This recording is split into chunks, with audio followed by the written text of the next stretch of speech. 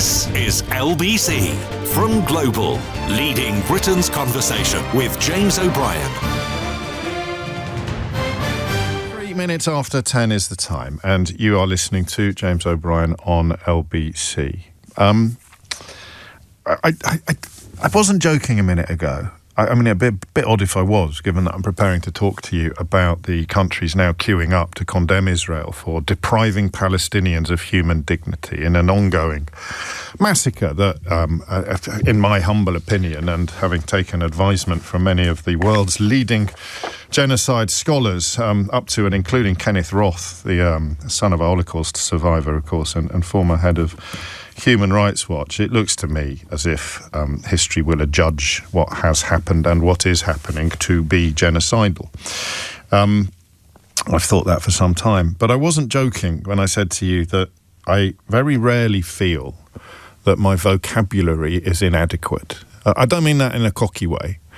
I just mean that I contemplate Gaza now with the words, whether I'm thinking them or saying them out loud, that I have to talk about everything else. There's a reason why Holocaust is a word that is not used very often historically. I just referred to it then, and you know immediately what event I am referring to. It's almost as if some events are so awful that they need a word of their own, and we don't have one.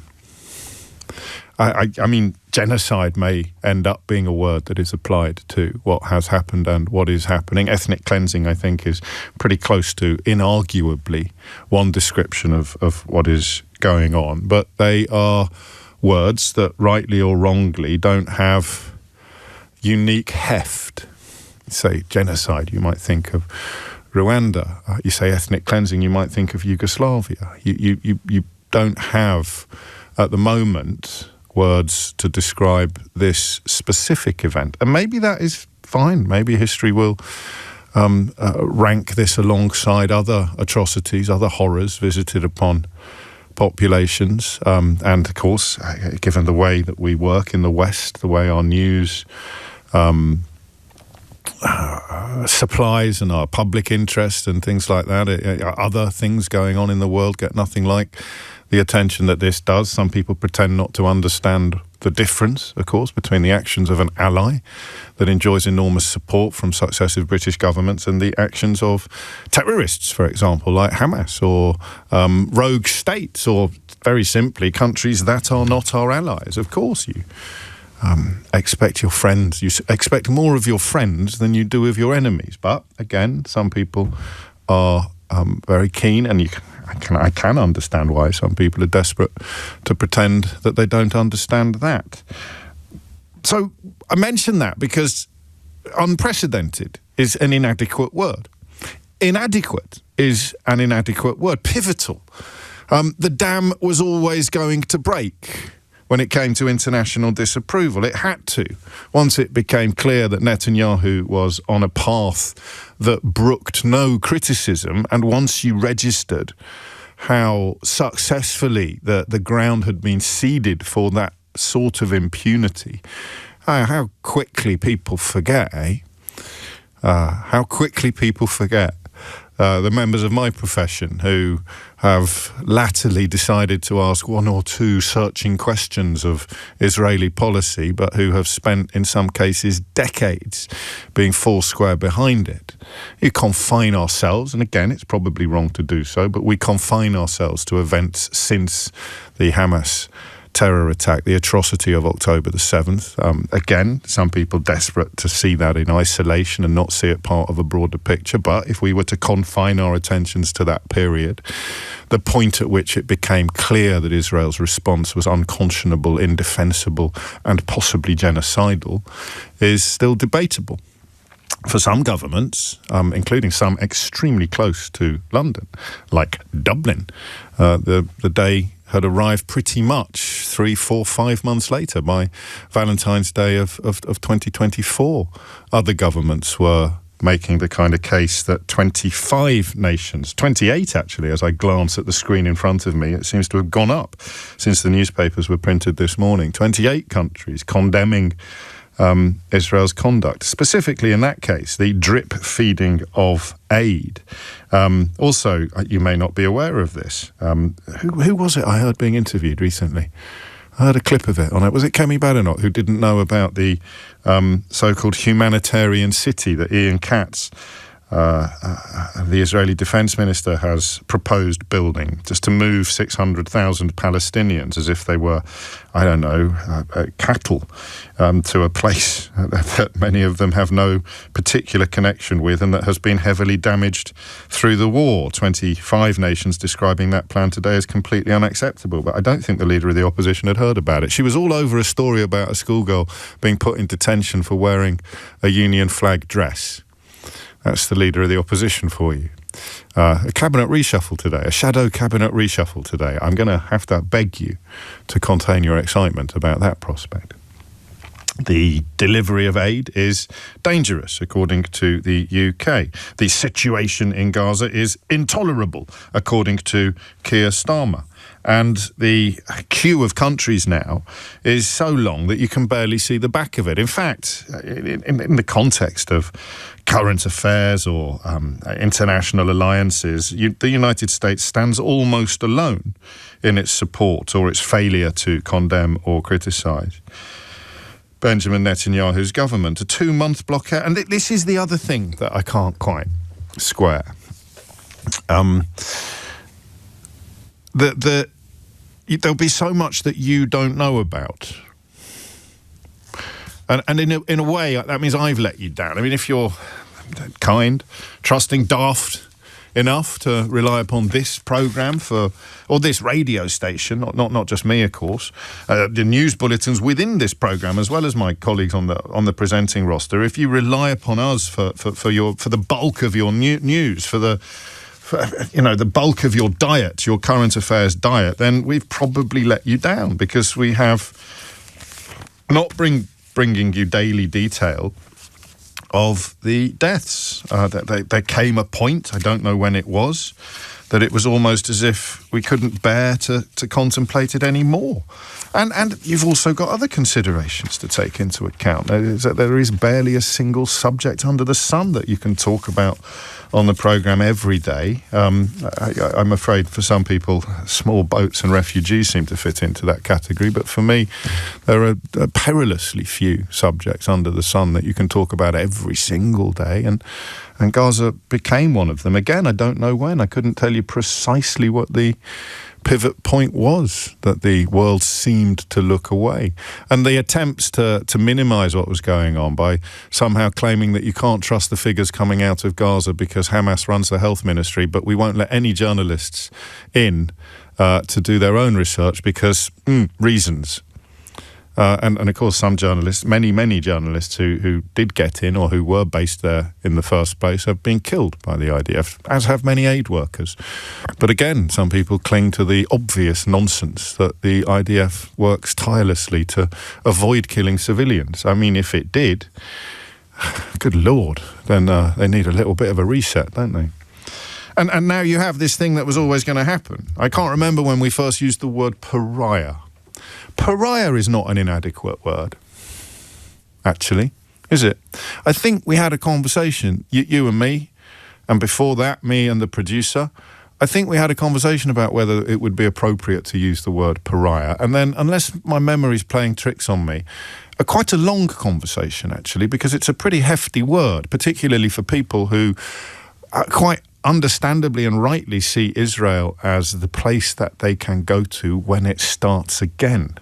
I don't know what the Jewish inherited reaction would be to things like the Farage riots and senior politicians in their own country essentially seeking to defend firebombs and attacks upon the police because of the perceived foreignness or wrongness of innocent people. Nothing wrong with going after, or nothing wrong with wanting the law to go after with people that have done things wrong, but terrorising entirely innocent people because of a very successful attempt to tar everybody with a brush. That's hideous. Pogroms, probably unique status in the collective memory of Jewish people. And Israel is where you go when it happens again, as history has taught us it almost certainly will.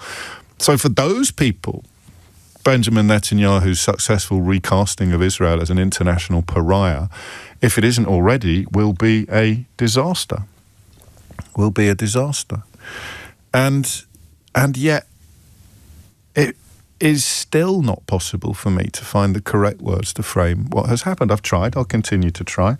I don't really worry. I used to share with you the ludicrous commentary that would come into this program from people accusing me of anti-Semitism. I shared it because you don't live in this particular bubble. You probably didn't know that by saying killing babies is bad, please stop, you become anti-Semitic, or by saying destroying hospitals is bad, please stop, you become anti-Semitic. You may not have realised that, but these are people who have had an awful lot on the to contribute to public discourse, and they have lost. They've lost everything.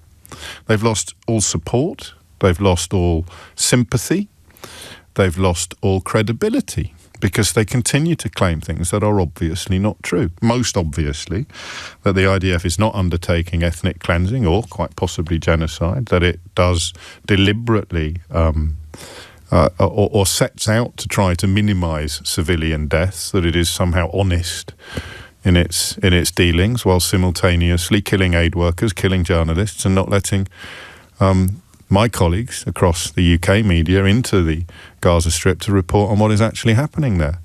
And that's, that's a tragedy in many ways, but it's a tragedy that pales in comparison to the tragedy of the Palestinian people. So Israel has become a pariah. The only debate to have about that is whether you realise it yet or not. And if you don't, there's probably not a lot I can do to help you. I can't tell you the point at which Israel did become a pariah. Benjamin Netanyahu's Israel did become a pariah, but I can tell you that winning back the sort of sympathy that the country has enjoyed over the years, correctly in my view, and that will upset some people, is going to take generations. The scar that Gaza leaves on the collective memory of everybody is deep and permanent. And it's extraordinary that it has been permitted to happen. And I don't even know who you put on the hook for permitting it to happen. Because, as David Lammy uses ever more robust language as he joins ministers from Australia, from Canada, from France, to urge the Israeli government to lift these restrictions, particularly on aid, arguing, explaining that civilian suffering has reached new depths, you wonder whether there was anything they could ever have done to stop it. If they enjoy the support of the United States of America, they have really absolute freedom to do whatever they want. Air raids underway at the moment on Deir al-Balah, the main hub for humanitarian efforts in the devastated territory. I'll say that again. There's no aid getting in. There's precious little aid getting into the territory. What aid is getting in there is being run in ways that everybody expert and experienced in this field considers to be profoundly inadequate, and Israel's just launched air raids on it anyway. 85 Palestinians were killed while seeking food aid on Sunday, and that is what I mean by becoming inured to it. You should cry, either actually or metaphorically. 85 Palestinians killed while seeking food aid on Sunday, in what one newspaper describes this morning as a grim and almost daily slaughter. The UN Food Agency. You see why I can't do this every day. I mean, rightly or wrongly. So I couldn't bear to. You couldn't bear to listen. The UN Food Agency, the World Food Programme, said the majority of those killed had gathered near the border fence with Israel in the hope of getting some flour from a UN aid convoy when they were fired on by Israeli tanks and snipers. Keir Starmer said yesterday the situation on the ground in Gaza is intolerable and on so many levels, and we make absolutely clear in all our exchanges with Israel and with other countries. I think there is a naivety sometimes on what I don't think we should call the left. I don't think that it is fair to say that everybody right-wing, everybody who identifies as right-wing is comfortable with this carnage. Everybody who identifies as Israeli isn't comfortable with this carnage. Everybody who identifies as Jewish or who was born Jewish does not is not comfortable with this carnage, is likely to consider it as indefensible as you do. I genuinely believe that, but there are some people who perhaps are naive, and another inadequate phrase, they're largely on the left, and they seem to think, well, maybe they're right and I'm naive, that the UK government could have done more to stop this. But you've got 28 countries now queuing up to condemn Israel, and Israel won't even notice. In fact, if it hasn't accused all 28 countries of being anti-Semitic yet, then set your clock, because Benjamin Netanyahu will do soon. So what language do we use? And remember, it's very heavily policed language, very heavily policed.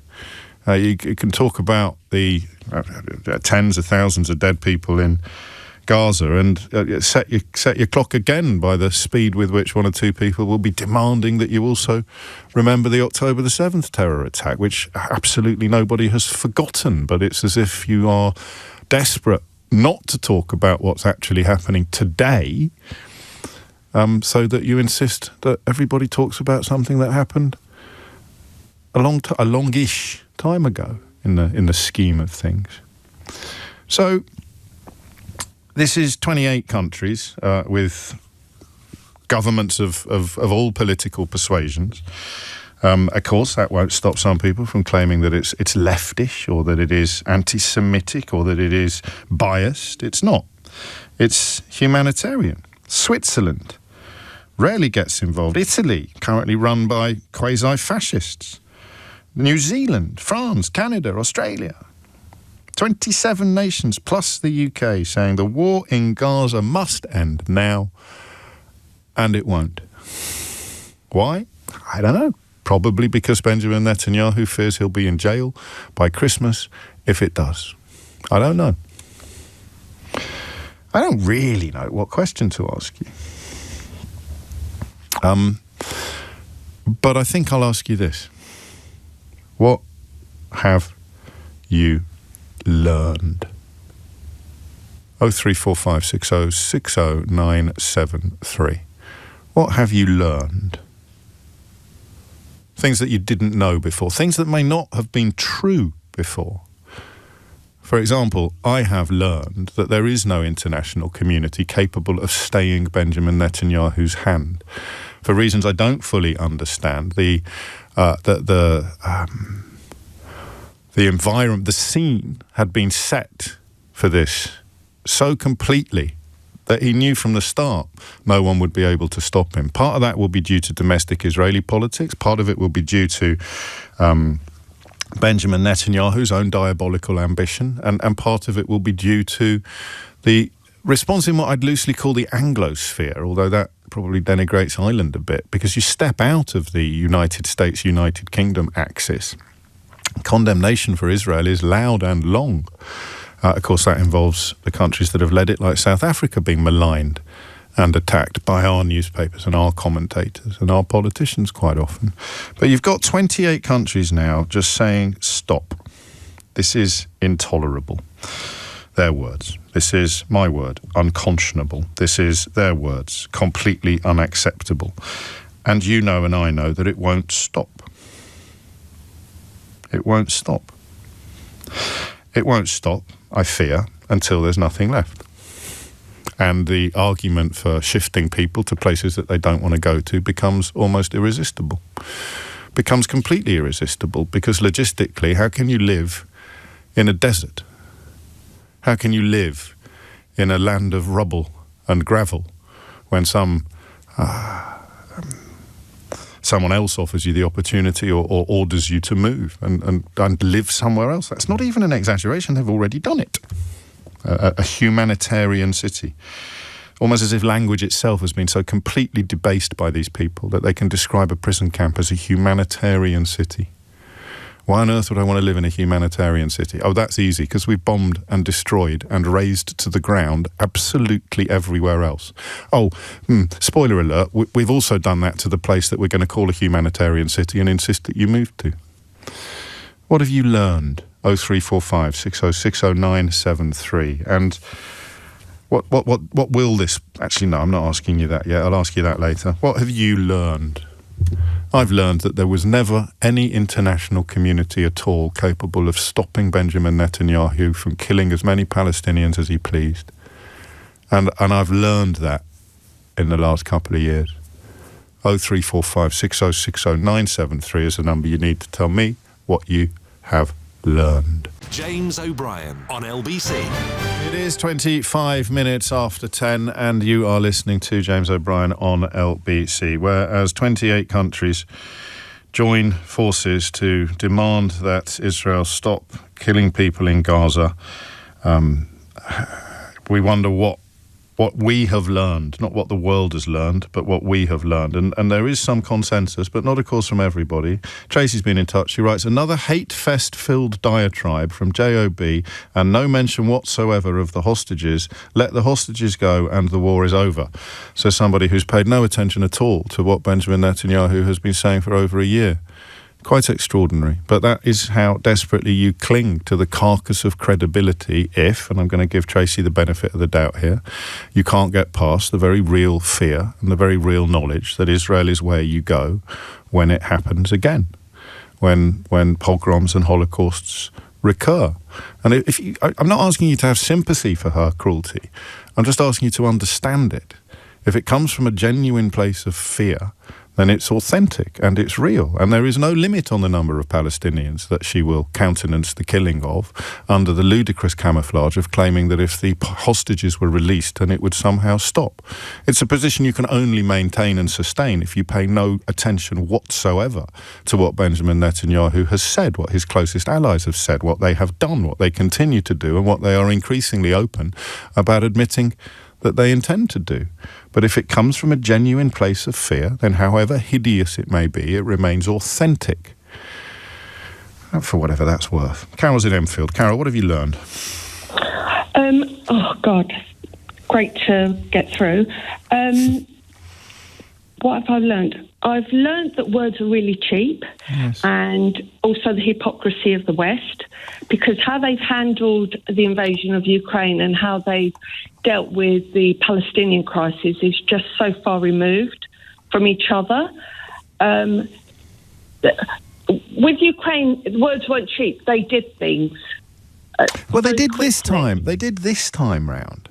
They didn't last time round. And I fear, I don't want to kind of pick holes in your position particularly, but I've always feared that if Putin's plan had come to fruition and they'd actually toppled Kyiv in 48 hours as they thought they were going to, then Kyiv probably would have become the new Crimea. It was only the resistance of the Ukrainian people that propelled it into a place where the world acted differently from how it did when he invaded Crimea. Cheered along, of course, at the time by Nigel Farage. I understand what you're saying, but what I've learned is what the Palestinians supposed to do when they've explored all avenues. There was a great March of Return in 2018 where over 200 Palestinians, including children, were killed and thousands injured. Yes. And we talk about October the 7th as it all started on October the 7th, when it didn't. October the 7th is the result of the suppression and the subjugation and the killing and the murders of Palestinians over 70 years. And people talk about Hamas as a terrorist organisation, when in fact... they are a terrorist organisation. No. Yes. I don't view them as terrorists, and I'll tell you why. I suppose that's your prerogative, and I'll let you tell me why, but you won't. I don't think you'll persuade me. Because when you've known nothing else, when you've grown up, when you're born into oppression, and you have tried other avenues... The result of October the 7th is I lay at the door of the Israeli government. If they had treated the Palestinians with humanity, with kindness, with... But Hamas don't act. I'm going to have to interrupt you, otherwise we'll be late for the news. But Hamas don't act with the support of the entire Palestinian people, and in many... Not does Israel. I agree. But in many ways... Not only that. All right. Not only that. Since the October the 7th, I've read between 40,000 and 500,000 Israelis have left. Palestinians don't have that opportunity to do that, to go and come back. If they go, they can never go back. thousands. Well, they can't get out. But there are thousands of Palestinians that live on the periphery of Israel.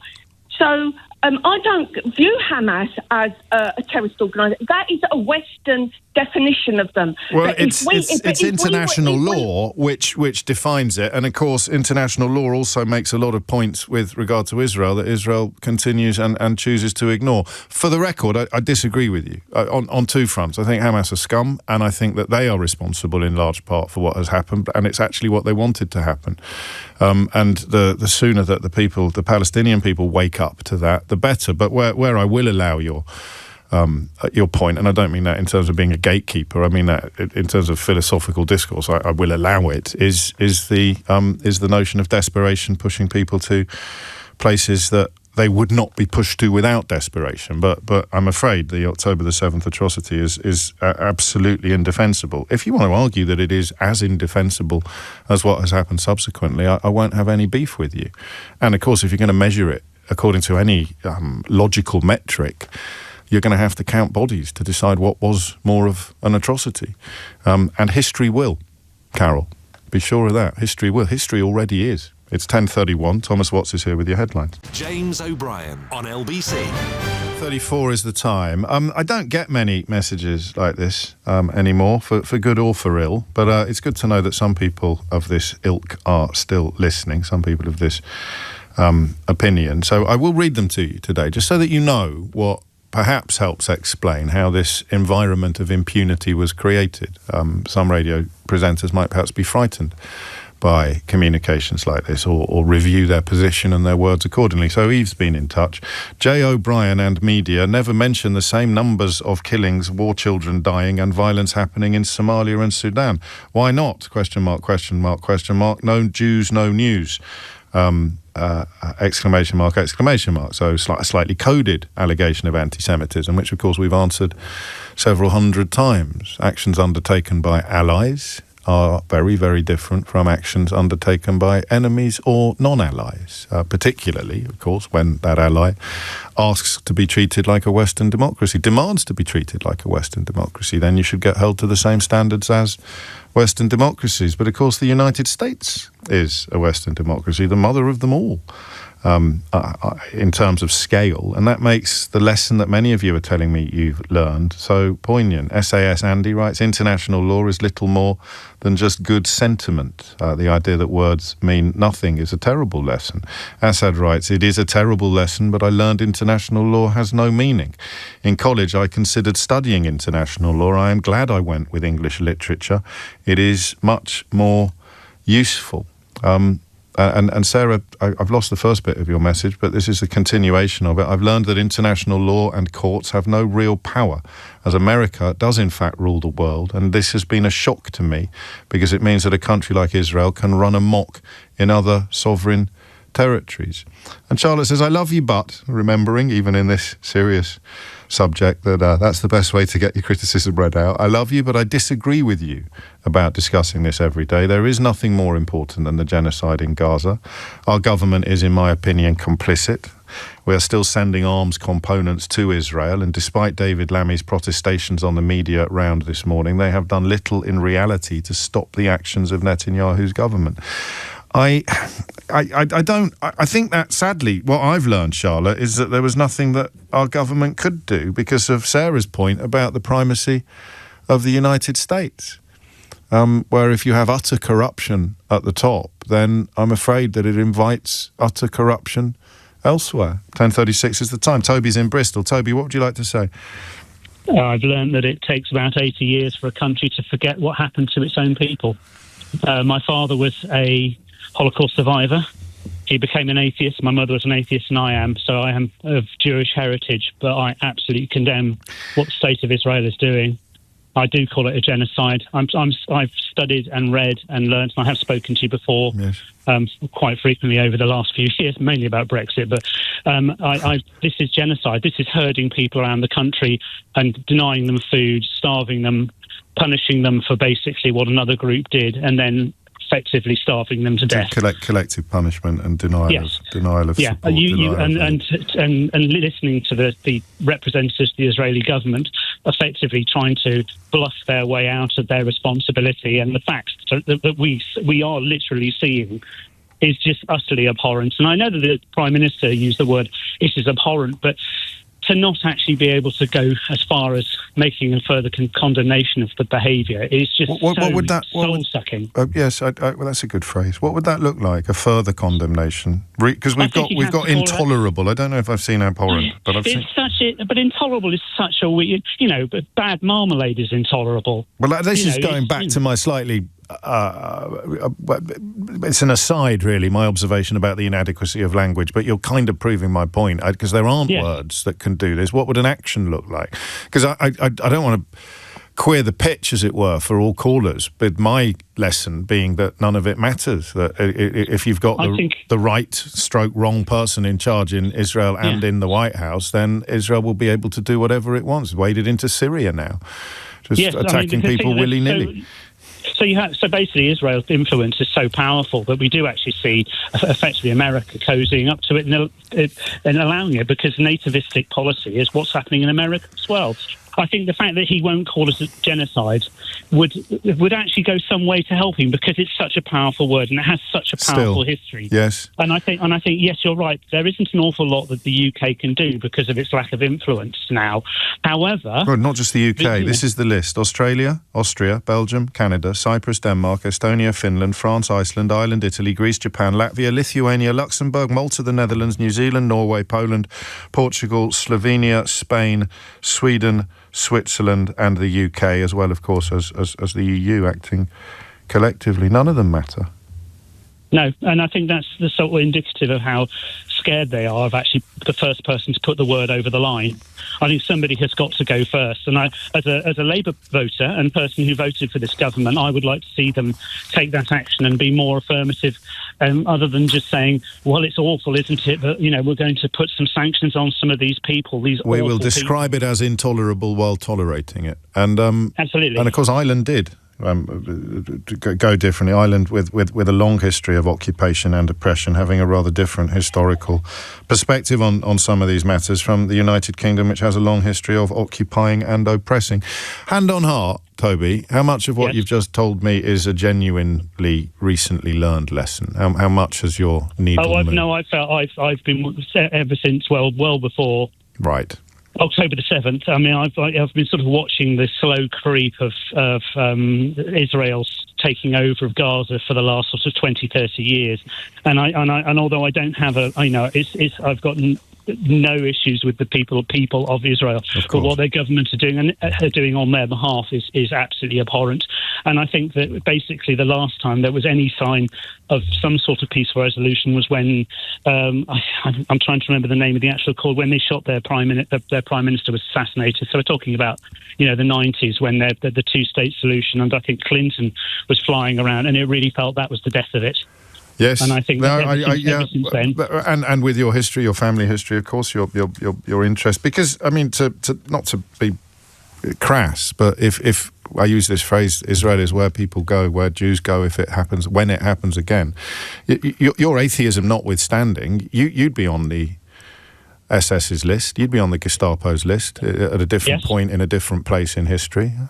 Yes, I wouldn't exist if my even now talking about it, actually, it literally grabs my throat. If my grandfather hadn't stuck my father on a train and said, "Get out," I wouldn't be here and my family wouldn't exist. And that, I think, adds a resonance to your words. And in fact, until relatively recently, I'd have felt that you are permitted to say things that perhaps other people with different family histories are not. But that perhaps was a me problem rather than a perspective problem. News for what it's worth, talking about being able to put people on a train and get out. This release from the AFP, the Foreign Press Agency, Without immediate intervention, the last reporters in Gaza will die. This was released late yesterday. AFP has been working with 1 writer, 3 photographers and 6 videographers, all freelance, in the Gaza Strip since its staff journalists left in 2024. Along with a few others, they are now the only ones left to report what is happening in the Gaza Strip. The international press has been banned from entering the territory for nearly 2 years. We refuse to watch them die.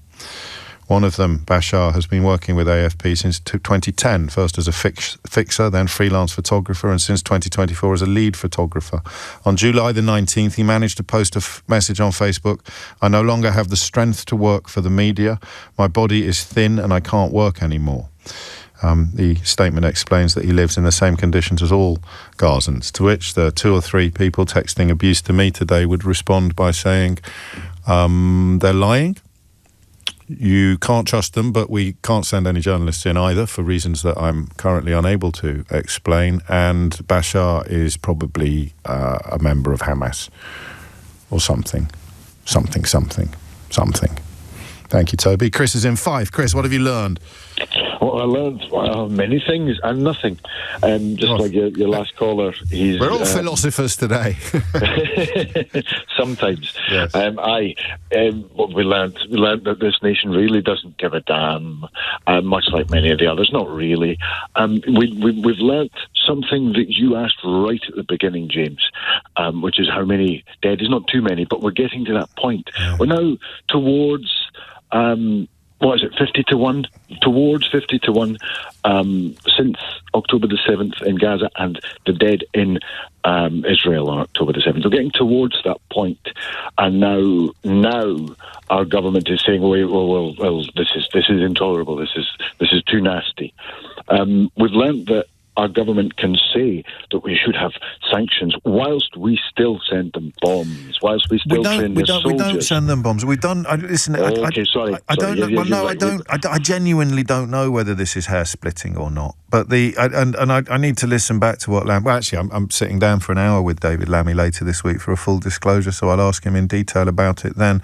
But I'm not sure that we had the ability to, in any way, curtail their military activities by stopping things. And sometimes I worry that phrase that we continue to send them bombs and send them weapons, if we're not actually aiding and abetting the continuing carnage, then that's actually, I think, perhaps unhelpful, that phrase, because it's probably a little facetious. Maybe, because I'm just trying to identify what they could have done differently, except some different or some more words. Okay, is it not the case? I believe it to be, but then again, do I trust all the sources I see? Yeah. Maybe not. Is it not the case that we are still flying reconnaissance missions over Gaza for reasons untold, that we give information to the Israelis? Are we still doing that? I've seen the same reports, and the first bit I think is probably measurable. The second bit I don't know. And why wouldn't we be flying reconnaissance for our own purposes? Not for handing. Israel don't need any help from us in establishing reconnaissance over Gaza. But you're right, a government statement explaining exactly what it is and is not doing still feels absent.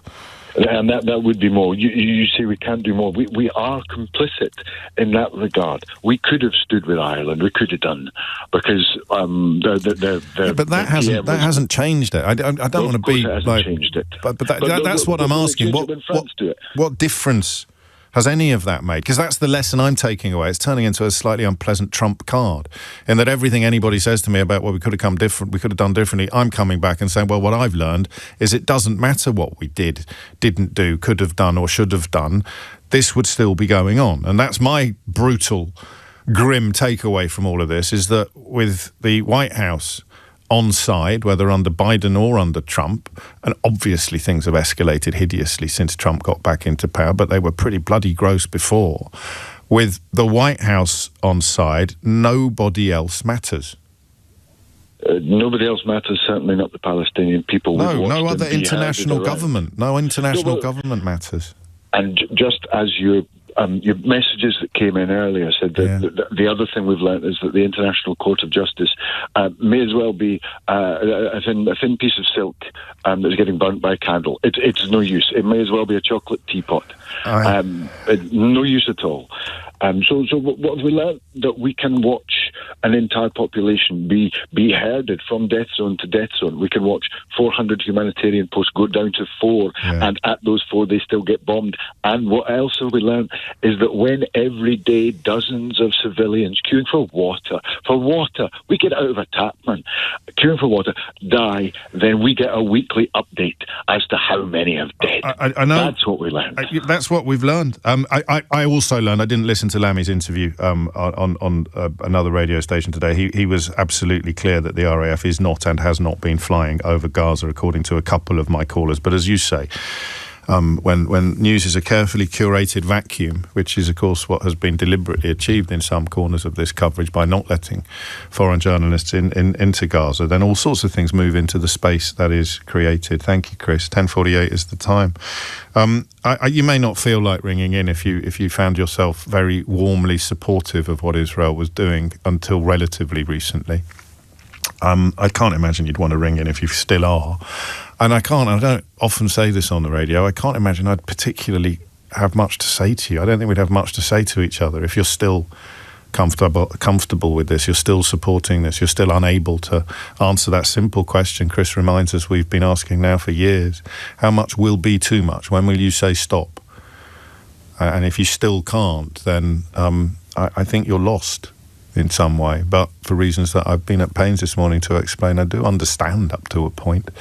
But if you have felt your support dissipate, if you have in some ways reflected the international community, the absolutely, I felt inevitable robustness of response from Israel, the necessity, I thought at the time, of them coming down very, very hard on Hamas and there being, if you like, collateral damage. That's a dreadful phrase. Now, the more I think about it, the more I think Israel has done what the absolute madmen who run Hamas wanted them to do, because neither really care about the lives of Palestinian people, which is why I used the word scum earlier to describe the leaders of Hamas. But if you have shifted, if what you've learned is that your support for Israel is actually not the same as supporting Benjamin Netanyahu, then I think that voice is perhaps missing from the programme at the moment, although you may struggle to get through. That you've learned that you did have an answer to that question of how much is too much.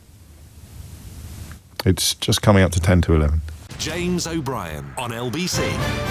It is 10:52. You'll allow me a couple of moments of contemplation or clarification, just because I am persuaded, if you're just joining us, the question we're asking about the continuing carnage in Gaza, which for me, for the record, fits the description of genocide, deserves the description of genocide, although I fully accept that I was going to say you need to wait for the appropriate authorities to sit in judgment on that. But what a lot of you have learned, because that's the question we're asking from the last couple of years, is that the appropriate authorities don't bite. They don't have any meaning. International law has no meaning when you view it through the lens of what Benjamin Netanyahu has done to the Palestinian people.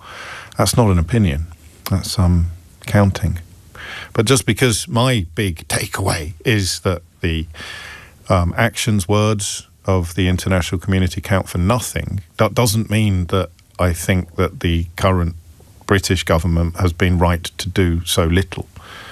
The Spanish Prime Minister has gone further. The Irish Taoiseach has gone further. Various governments, the South African government most obviously, have gone furthest. Various other governments moved further and they moved faster. Just because it achieved nothing doesn't let Keir Starmer off the hook for not having done enough. And while we are in the business of clarification, an awful lot of people focus on the continuing provision of F-35 parts to the people that make fighter jets that are then sent to Israel. And that has been in the news in the last 3 weeks as well, because the High Court actually handed down a ruling. It's interesting because it's legal. The export of F-35 fighter jet components to Israel is lawful. The High Court has ruled. The argument was that it would be illegal because they could be used in breach of international humanitarian law in Gaza. But this is where you are reminded that politics is a lot more complicated than some coverage allows. 72-page ruling. And the essential rationale behind it is that the government doesn't have any power to insist that Lockheed Martin's global pool of F-35s somehow ensures that any jets sent to Israel do not contain any of the parts built in this country. And the economic cost of pulling out of that deal absolutely and completely, that highly lucrative consortium, the costs of pulling out of that would be too high. And of course, the jets would still have gone to Israel. So you've got yet more moral equivocation. They'd have gone to Israel without British bits in them, and pulling out of that in order to ensure that the British bits weren't in them would do nothing to stop the jets going to Israel, and quite a lot to industry in this country. That is an explanation. Please, God, don't think for a minute it's an excuse. Because that's why I'm not a politician. I'd say stuff the people working in those factories. We're not sending the bits to Lockheed. We're pulling out of the consortium. Or we're going to use all the pressure we've got to make sure that Lockheed Martin stops sending these jets to Israel. That's why I'm not a politician. And it's why sometimes these things look simpler to us than they do to the people charged with making the actual decisions. As the judges said, it's an acutely sensitive and political issue, and crucially a matter for the executive, which is democratically accountable to Parliament and ultimately to the electorate, not for the courts. 10:56 is the time. Nadir is in Texas. Nadir, what have you learned? What I've learned, James, as a Palestinian American, right, born and raised in the United States, living in Texas, what I've learned is that I always knew that the sympathy and the empathy for Palestinians was low in the West. I always knew that, right? Yeah. But what I've learned now is that I always thought that there was a threshold, right? I was like, there's no way they'll get away with that. There's no way Israel can do this and everyone's just going to sit back and let it happen. What I've learned is that was an absolute lie, right? International law does not matter. It's an illusion. Right? It's an illusion because it only counts towards the people that we're friends with, that we care about, right, as the West, and not the people that we don't know or people that look different than we do, right? And on the question of, like, as you mentioned, the UK could have done more, even though it really wouldn't have changed the whole situation. Well, exactly. That's the thing, right? Like, I don't know what they could have done more. Right, I don't know, but we do know that it wouldn't have changed anything, because what we've both learned is that there is actually no upper limit on what Netanyahu will do without being stopped. The question of who and what might stop him is moot in that moment of recording. That we now know that there is no limit on this. The people who were talking about dropping a nuclear bomb on Gaza at the very outset of this horror, they actually have had fingers on the steering wheel all along. Absolutely, and not just at the outset, but even recently you had a senator or a congressman saying something similar here. But I think actually doing something shows moral clarity, right? So let me just give you an example real quick. So I co-founded and run an organization supporting blind people. I'm legally blind myself. Okay, right? I'm legally blind myself. So we support people that are blind here in the United States and internationally. And when Gaza started, me being Palestinian, I was like, there's got to be a way I can help people there. And we figured out to be like the only people in the world specifically trying to help the blind people in Gaza. Like we support 10 blind people with their families in Gaza, right? And it's a drop in the bucket, right? Yeah. It's not going to make a change in the overall scene of things, but I know I'm at least making a difference to these people. Sure. Right, I'm helping them in any way we can, and I think that's what needs to be done. Really, on the bigger scale, full boycott, divestiture, just that's the only thing that's really going to that's actually going to stop this. I hadn't thought of that. I mean, I don't know what the diplomatic obstacles would be to just getting heavily involved in humanitarian aid at a governmental level, but I mean, we know that we've spoken to surgeons trying to get in and trying to get out, and they've been frustrated at every turn. Some of them brave and dedicated and committed enough to actually persist and get into hospitals and operate on people in conditions that are unthinkable to Western medics. But I don't know what the rules and the laws and the diplomatic situation would be with regard to a country like the United Kingdom trying to almost independently or autonomously provide humanitarian aid. I don't know how they'd get in, but you'd like to think they'd tried or looked into it, wouldn't you? I want to say two things to you. One is a statement and one is an answer. I worry, the more I look around the world, that in the United Kingdom and the United States, we've been slightly misled about the scale of public sympathy and public support for the Palestinian people. I think that we have been fed an almost unleavened diet of othering and denigration. And actually, the more I learn about how these things are reported in two countries I know quite well, for example, Ireland and Greece, the more I realise that that is not the West, as you and I would describe it. And the second is a question: do you think sympathy and so, because Texas is probably not a wonderful case study for answering this question, but do you think it's increased? Do you think there's more sympathy and support for the people of Palestine now than there was 2 years ago? 100%. Yeah. I would say I would definitely agree with that. I mean, I was born and raised in New Jersey, sure, right, in the East Coast. I moved here about 7 years ago. Even I can tell that, and I grew up in Kidderminster. But the thing is because of how social media is now, right? Because of that, the world has access to information that was locked behind the door by mainstream media. Now it's out in the public. Everyone can see it. You can't hide it. Either you sympathize and empathize, or you're just cold and dead inside. Cold and dead inside. Thank you, Nadir. And thank you for your contribution as well. It's very helpful, always helpful to hear from perspectives that are not in our immediate reach. 1 minute after 11 is the time. I'm minded to stay with this because I always apologise at the beginning of conversations like this that we can't talk about, we don't talk about it every day. Whether or not we can talk about it every day is, of course, arguable, but I don't. And when I do, it sometimes feels that I'm not the only one who feels as if a kind of floodgate has been opened. It's 11:02. James O'Brien on LBC. 5 minutes after 11. This text does not begin with the phrase that makes you most likely to get your criticism of me read out, but it made me chuckle, Louis, so I'm going to read it out at the top of this hour. Well, near the top of this hour, of course. You are never on time for the news, James. Never. You could not set a clock when you are on air. You don't even try. I like being punctual, but you never are. Your programme is okay, though. I do try. I know it doesn't seem like I try, but it's partly a consequence of the quality of calls that we get. I kind of sit there thinking, listen, the 10:15 one, that's all on me. That's me thinking, God, I'm being interesting. How could I possibly be quiet? But the top of the hour ones, Louis, the ones that actually affect the news, that's because I'm talking to someone who's, and sometimes when I'm really feeling professional, I say, stay there and we'll come back to you afterwards. But it's like, imagine that your brain is a rabbit and it's running. And once the rabbit is off and running, two rabbits off and running in conversation, I can't call, I don't know, I've never got the hang of it, and I've been doing it for 20 years, but I never stop trying, Louis, trust me, please, on that.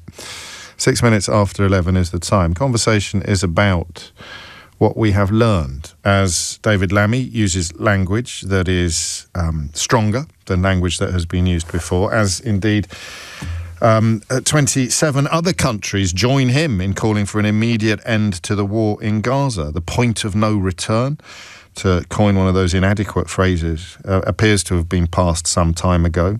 And all 28 of these foreign ministers describe the suffering of civilians as having reached new depths.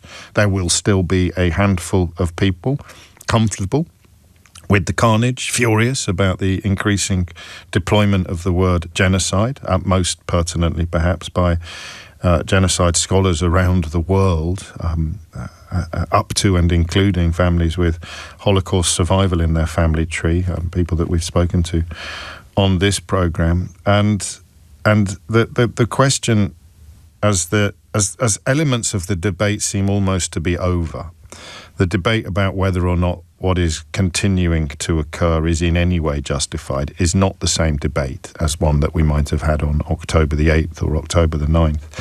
A debate about what would be an acceptable response or whether a response was inevitable, all of those things. The debate about whether what is happening now is in any way conscionable or defensible. If we'd had it on October the 8th, 2023, would have been very different. That debate is over. Of course it's not defensible. Of course it's not conscionable. It's not a war either, actually, really, by any measurable account. I mean, you can tell that, really, by looking at the casualties. 61,200 people have died, 59,220 of them Palestinian, 1,983 of them Israeli. I think, I say often, not as often as I should, but I do think of I think 70 Arab Israelis were killed on October the 7th. I imagine being their family, utterly absent from much, not all I hope, but much of the coverage, much of the contemplation, much of the conversation. And yet there it is. 9 minutes after 11 is the time. So we're just wondering what we've learned. If the debate is over, albeit that the dust hasn't settled, Benjamin Netanyahu has revealed himself to be barbaric on a scale that even his harshest critics would have struggled to comprehend at the outset. What have we learned? What have the rest of us learned? 0345 60 60973 is the number that you need. Karen is in Coventry. Karen, what would you like to say? Hi, James. Thank you so much for taking my call. First-time caller. I do listen to your show. Welcome. And I just wanted to start by saying I really have so much respect for you as an individual. You know, often I listen to your monologues before, you start to take calls on your show about the topic that you're discussing. And I know that you've discussed the Palestine issue at length as well. And I know that you genuinely feel that real sense of sympathy and that value for human life. So I just wanted to say I really appreciate you and I really, really respect you as an individual for doing so. And you know then that I also felt it very, very keenly and unbearably on October the 7th of 2023. Yeah, and I think so I suffer with a lot of anxiety, so that's probably one of the reasons why I haven't really rang. I have spoken to the LBC presenters before on different issues, but okay. I'm not the best at articulating my points. Well, you're doing pretty well.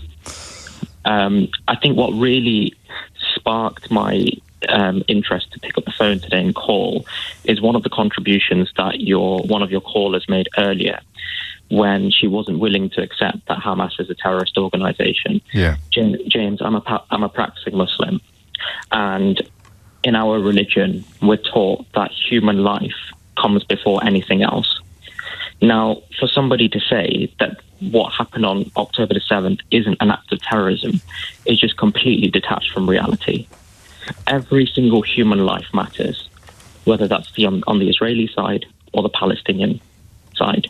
And my belief has always been that our shared humanity has to come first. And nothing, Hamas obviously will put forth their reasons for doing what they did on October the 7th, but nothing justifies that. Absolutely nothing justifies that.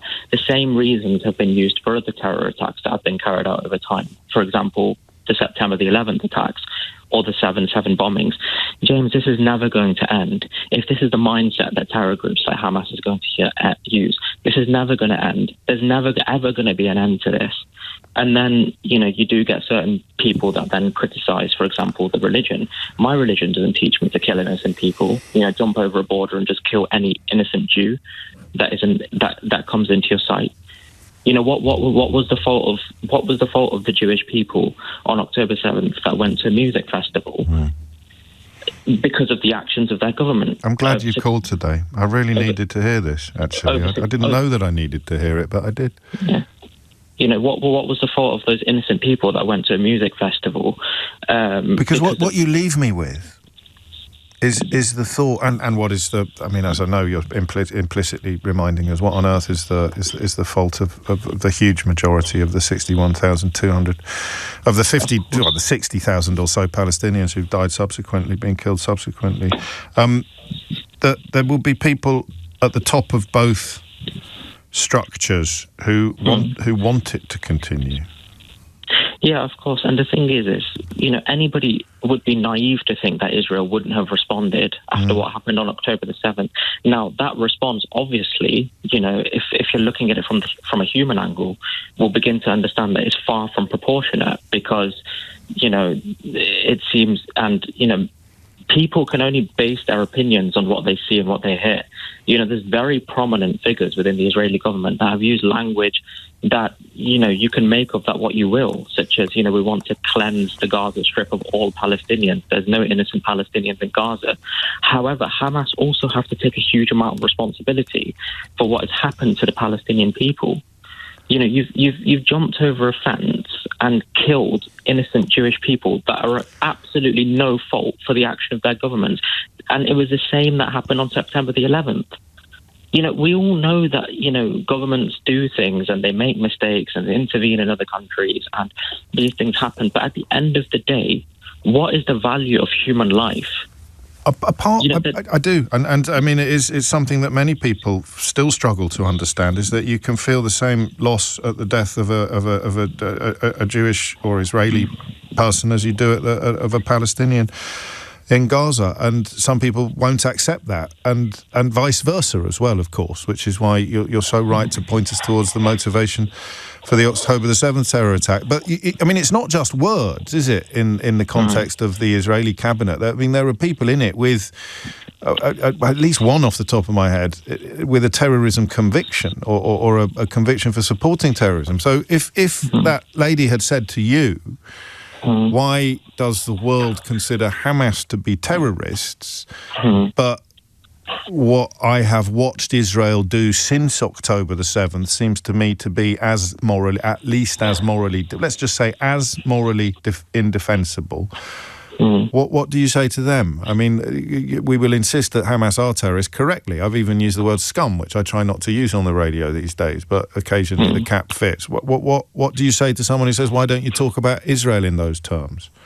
The thing is we can go back and forth and do, this what ifs and what abouteries. It was the same with, what happened during the Glastonbury. All right, so we got to 11:15. Without anybody reminding us that much of my profession was a lot more exercised by some silly words issued from a stage at a music festival than they were by the 85 people shot dead queuing for food yesterday by Israeli snipers. And I think that even in that incident, people were saying it's a hyperbole. Calling for violence, in my opinion, in any sense, isn't hyperbole. It's not. No, fair enough. It doesn't have to be mutually exclusive. We can say that what happened on October the 7th was appalling, but also express concern for the loss of innocent Palestinian life at the same time. And, I'm just so deeply hurt by what happened on October the 7th. I'm also equally as deeply hurt by what is happening in Palestine now. I see some of my colleagues, so I'm actually a doctor. I see some of my colleagues that have gone to Gaza and are doing the aid work that they are doing. And my friend actually hosts a podcast. And, when that podcast was being recorded, I was actually in the room. And one of the consultants who was, doing the podcast, some of the things I was hearing, he said, so he was a consultant surgeon. He said, I've never in my career seen the devastation and carnage, and I've never in my career, because how do you deal with those kinds of cases? He wouldn't have been, pulling rubble out of people when he's performing, medical procedures in the UK. It's just I feel so deeply hurt. How do you do everything. It? How do you personally sustain your equanimity? How do you do it? Is it by focusing on the end? If you prioritise the dream of peace over absolutely everything else, some of these imponderables actually become quite straightforward. Unless, of course, you're Itamar Ben-Gvir and some of his mates or if you're Hamas, or some elements of Hamas who genuinely think the only way this is ever going to end is when we have eradicated our enemies. If you discount that and you are left with just the desire for peace, then it becomes... And I hope I'm speaking for other people listening to you now, and as grateful as I am for what you've said, it actually becomes quite easy to hold your position. Once you eliminate eradication as an option, peace demands your approach. I look at what my religion and what my parents have taught me, James. Yeah. My parents have always taught me to respect everybody equally. That's how I've been brought up. And I look at what my religion teaches me. And my religion doesn't teach me to kill innocent people. My religion teaches me to help people. to be a good person in life, to respect other people regardless of their religion or background. Even as they stratify humanity, even as those people perceive you as a Muslim or you as someone of a certain ethnicity or from a certain background as being measurably less than them, you can still sustain your commitment to compassion and equality. It's, you just have to think, we're talking about the loss of life, yes. elderly people on October the 7th, babies, obviously I've not, read into exactly what happened too much because it upsets me a lot. Even as a doctor. But the thing is, we're talking about the loss of life, and I sometimes think when people find it difficult to call what happened on October the 7th, I think, how is it a difficult thing to call that one of the most appalling things that can ever happen? Like, we're talking about the barbaric murder of completely innocent people because of the fact that they follow a particular religion or they're from or they live in a particular place. They're not responsible for the actions of their government. This isn't for me about whether you're Jewish or whether you're Muslim. This is just about basic humanity. Well, humanity is the word. Louis is going to be furious with me. I'm very late for the break, but I just want to hear your answer to this final question, which is, what about the people who continue to defend what the IDF is doing? What about the people in your country, in our country, in our political space, in our media, who continue to argue with, I grant you, increasing idiocy, but apparent authenticity, apparent sincerity, that the carnage has to continue, or they peddle the lie that if all the hostages were released tomorrow, it would somehow end? I think, James, what it really comes down to is the vast majority of people in life, unless an issue directly affects them, they're usually quite detached from it. Yes. And, I think if the person who's defending what's happening at the moment were to just take a moment and sit down and think, what if that was me having to bury my child because they've just been, indiscriminately bombed? Then maybe their view would change. But I think it would take a lot of internal reflection, thinking and sitting down, because, unless you've had to bury a child, unless you've, seen your spouse or mother or father or child pass away, unless you've been subjected to what the Palestinian people are being subjected to today, lack of food, basic human resources, then most people might just be completely detached from that and probably not really. I'm not saying everybody, but no, I hear you, and I don't want to remind you about, because but I can't say goodbye without just reintroducing to the conversation the successful dehumanizing of people that is, I guess, the opposite of the humanity that you espouse and that you explain so powerfully. That that is, of course, everything you said is perfect until you remember how easily people are dehumanized, whether or not you're going back to 1930s Germany or whether you're going to the Middle East in 2025. But your view has to prevail. The alternative is unthinkable. Karen, thank you. I look forward to your next call. Now get back to work. We need our doctors at the coalface today. 21 minutes after 11 is the time. James O'Brien on LBC. Them all out, obviously, but they more than ameliorate the occasional gobbets of bile that find their way into my inbox. So please be aware of that and of my gratitude. 28 countries calling for an immediate end to the war in Gaza, describing the suffering of civilians there as having reached new depths. We know, of course, or we think we know how many have died.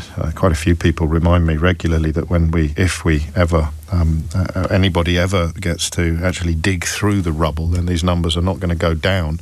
They are going to go up. The language has got stronger. Outside of the UK and the US, this is less surprising than it is within the UK and the US. But for reasons of history, of course, the United Kingdom, I find some of the arguments about the conversation being somehow suppressed or lobbies exercising enormous power over things. You have an establishment interest in sustaining a status quo that the establishment created in the Middle East in 1948. I mean, it is, if you like, a kind of, it's an overused word, the establishment, but there it is. And you have a history of alliance and allyship. So most of the things that we in the UK who are confused by the stance of our governments and politicians and media is not actually that confusing and doesn't lend itself to the conspiracies of which people whose feelings are sincere but whose knowledge and understanding is sometimes a little bit lacking like to posit these conspiracy theories. Most things make sense if you dig into them, although I think I'll just share a quick joke with you that I only heard for the first time yesterday, and let's use JFK, because that seems to be immune to some of the considerations that we're talking about today. So you have a full-on, you may have heard this, but I hadn't. You have an absolutely weapons-grade conspiracy theorist who dies and goes to heaven. Don't at me, all right? I know it's a tricky moral proposition, but he did lots of other good in his life, despite being a massive conspiracy theorist. And his favourite conspiracy is that JFK was killed by the CIA or by the Russians, or I don't know. Anyway, so he gets to the pearly gates, and he gets in, and he gets to have a conversation with God himself. And this conspiracy theorist is allowed one question with God himself, and he says, who killed JFK?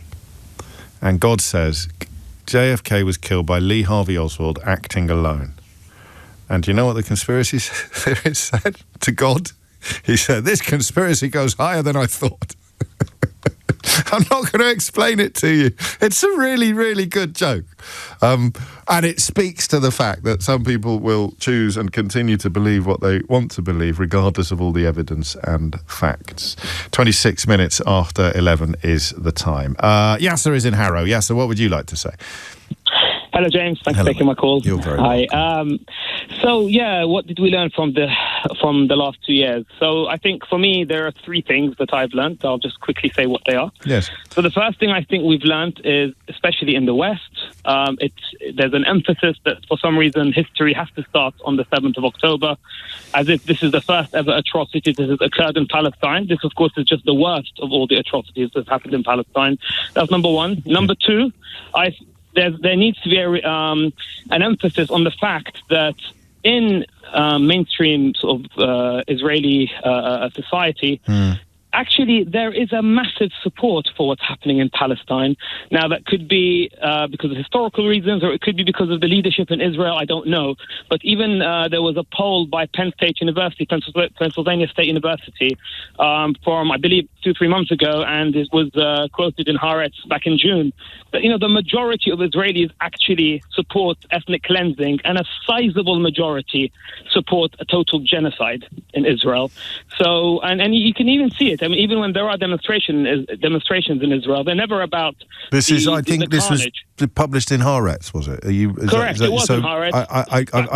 I've got this. For people, because what some of what you've said is going to provoke a strong reaction. So I think it's worth running through it. I've got it in front of me. Have you got it in front of you? So I've had a quick look at it recently, but it's important that we look, because the rate of Jewish Israelis supporting expulsion of Gaza residents, even among secular Jewish Israelis, that figure is 70%. When you move into the traditional Orthodox and Haredi constituencies, it moves from the low to the high 90s. The rate of Jewish Israelis supporting expulsion of Israeli Arabs from Israel stands at 38% among secular, 65 and 68 among traditional and Orthodox respectively, and 91% among Haredi. But the rate of Jewish Israelis believing that all residents of a conquered enemy city should be killed, this is the one I think you referred to when you talk of genocide, stands at 31% among secular Jewish Israelis, and it goes up to 60% for traditional traditional believers, and then for Orthodox it goes up to 50, stays at 59, and it just nudges up to 63 for Haredi. So I just wanted people to realise you weren't making this up. No, I wasn't. And so even when you see the demonstrations that are happening in Israel, they're never about, we're upset about what's happening to the Palestinians. It's purely about the hostages, which, fair enough, they need to be released. But it's never about the Palestinians. And I believe if the hostages were released, and I hope they are released, I think all those demonstrations will stop.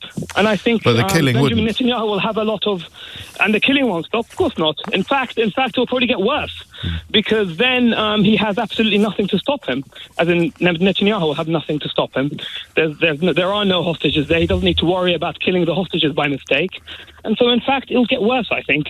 That's not to say they shouldn't be released. Of course they should be. But it will probably get worse. I suppose we have to wonder what the support for the killing of Israelis would be among Palestinians, don't we? Albeit that the context is slightly different, but it is absent from our absent from our analysis. James, I will quote what a very famous Jewish scholar said about that, about why it is that a lot of Palestinians have a hatred towards Israelis.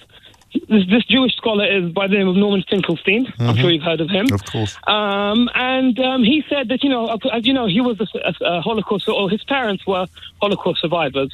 And he said that he was speaking to his mother one day about Germans and about the Nazis.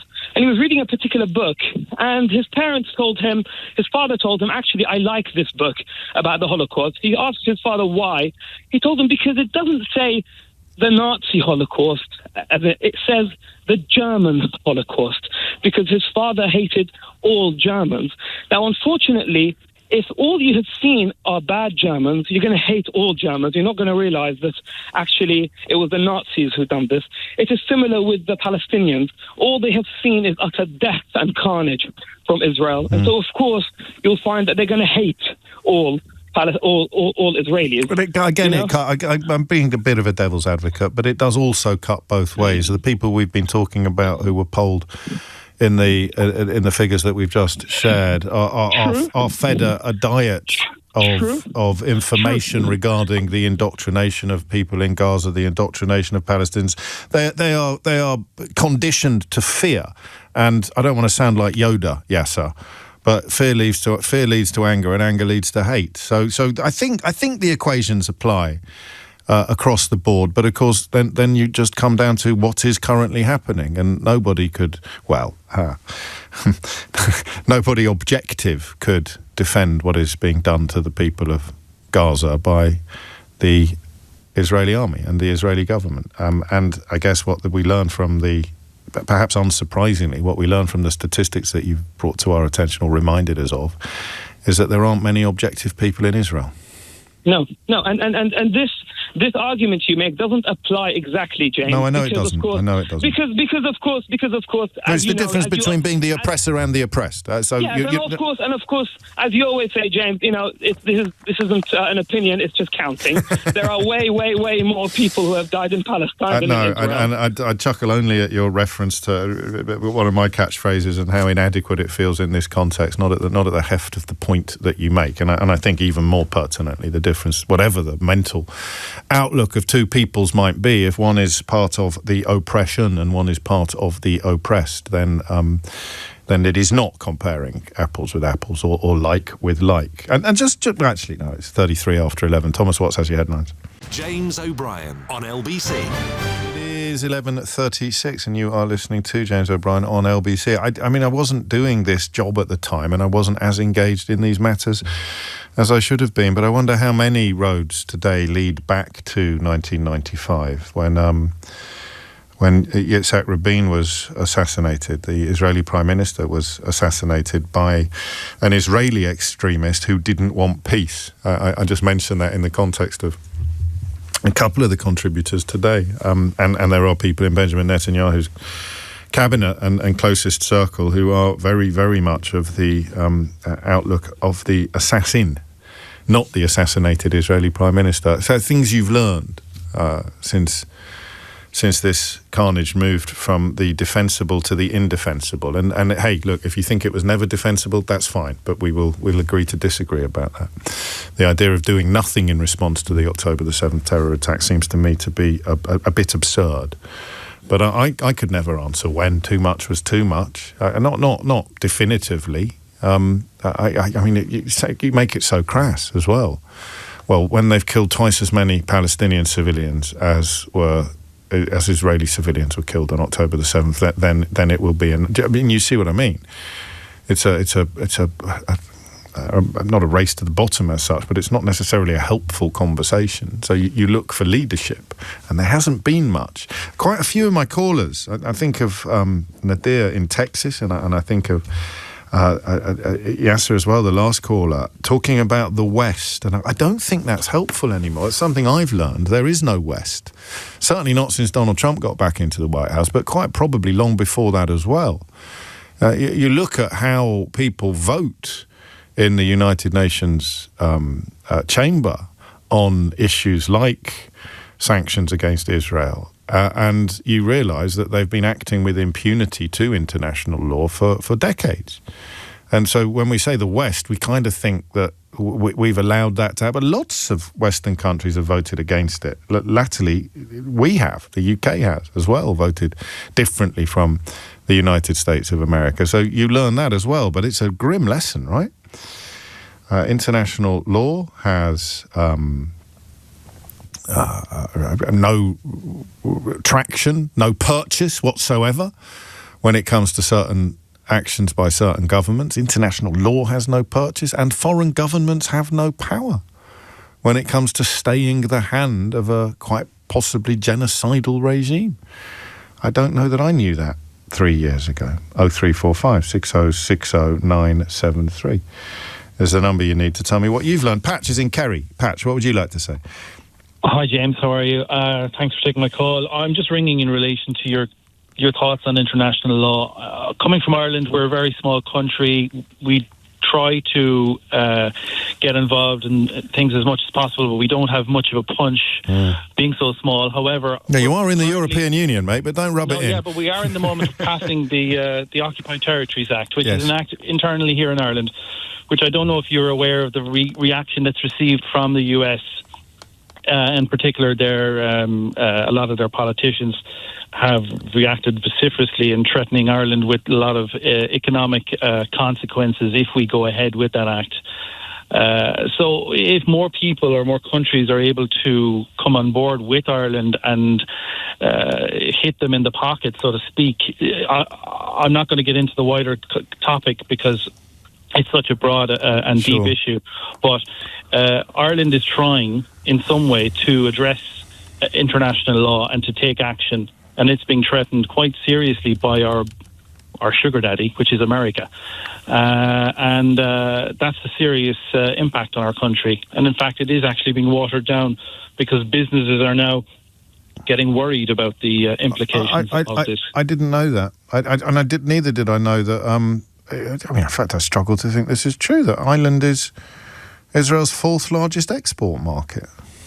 No, it will have an impact on them, and there is a lot of interaction between the two nations. But our voice is just one voice. Again, things you learn. This would ban trade with Israeli settlements in Israeli-occupied territories. It wouldn't ban trade with Israel. Full stop, would it? No. It's designed to, I suppose it's very targeted, and it has been in the train since 2018, and it's changed a lot over the last 7 or 8 years, but it's still going to pass next year, we hope. And but the reaction of the likes of Mike Huckabee and the Irish American ambassador to Ireland, if you read their comments, it's quite... Well, every day's a school day. I'm not surprised to learn what the reaction was, but I wasn't across the original proposed legislation anyway. What do you think will happen to it? Do you think that they'll blink? Yes. They're blinking since 2018, but I think it will be passed in a watered-down version. Sure. And I mean, that is only curtailing trade with territory that is recognised by international law to be illegally occupied. But we began at this hour we began this programme an hour and 40 minutes ago. Thank you, Patch. Take care. By reflecting on language, and it's not just about the inadequacy of language to meet the moment sometimes, which is something I feel very keenly now when talking about Gaza, but also about how the language changes the thought process. So you read about Israeli-occupied territories. You read about Israeli-occupied territories, How does that land with you if it is illegally occupied territories? So the idea that we've only learned relatively recently that international law has no meaning when it comes to the actions of Israel and other states that we would more routinely describe as rogue or enemy, how does it land differently when you say illegally occupied territories as opposed to Israeli occupied? And then, of course, the only way that you can argue with that distinction is by citing some sort of biblical justification, which moves you into the realms of, for most of the world, it moves you into the realms of ridiculous. But there we are. It's coming up to 11:43. Jim's in Walthamstow. Jim, what would you like to say? Hello, James. Hello, Jim. I'm a great admirer of you. A bit nervous, though. It's only me, but thank you. You started well. And this is so important. Go on. What I have learned, I've learned that you have to speak out and act, even if it doesn't make a difference. And you were saying about it not making a difference earlier, because even if it doesn't make a difference now, it may make a difference in the future. I'll come back to this at the end of this little speech. Okay. First of all, we need to show our shared humanity and our solidarity with the people who are suffering. We see them every day on the news, you know. It's heartbreaking and it makes you feel really emotional. It makes me feel the same. Of course. And you have to show that morally you stand up for what is right. I don't normally agree with Tory MPs who stand up, but there was a wonderful speech yesterday or the day before in Parliament when this guy who'd been a Tory MP for a long time stood up and said, we have to act, we have to do something so to ensure we're on the right side of history. Even if it doesn't make a difference, we have to. And we have to take the consequences of people like Trump and argue what they might do to us economically, for example, with America.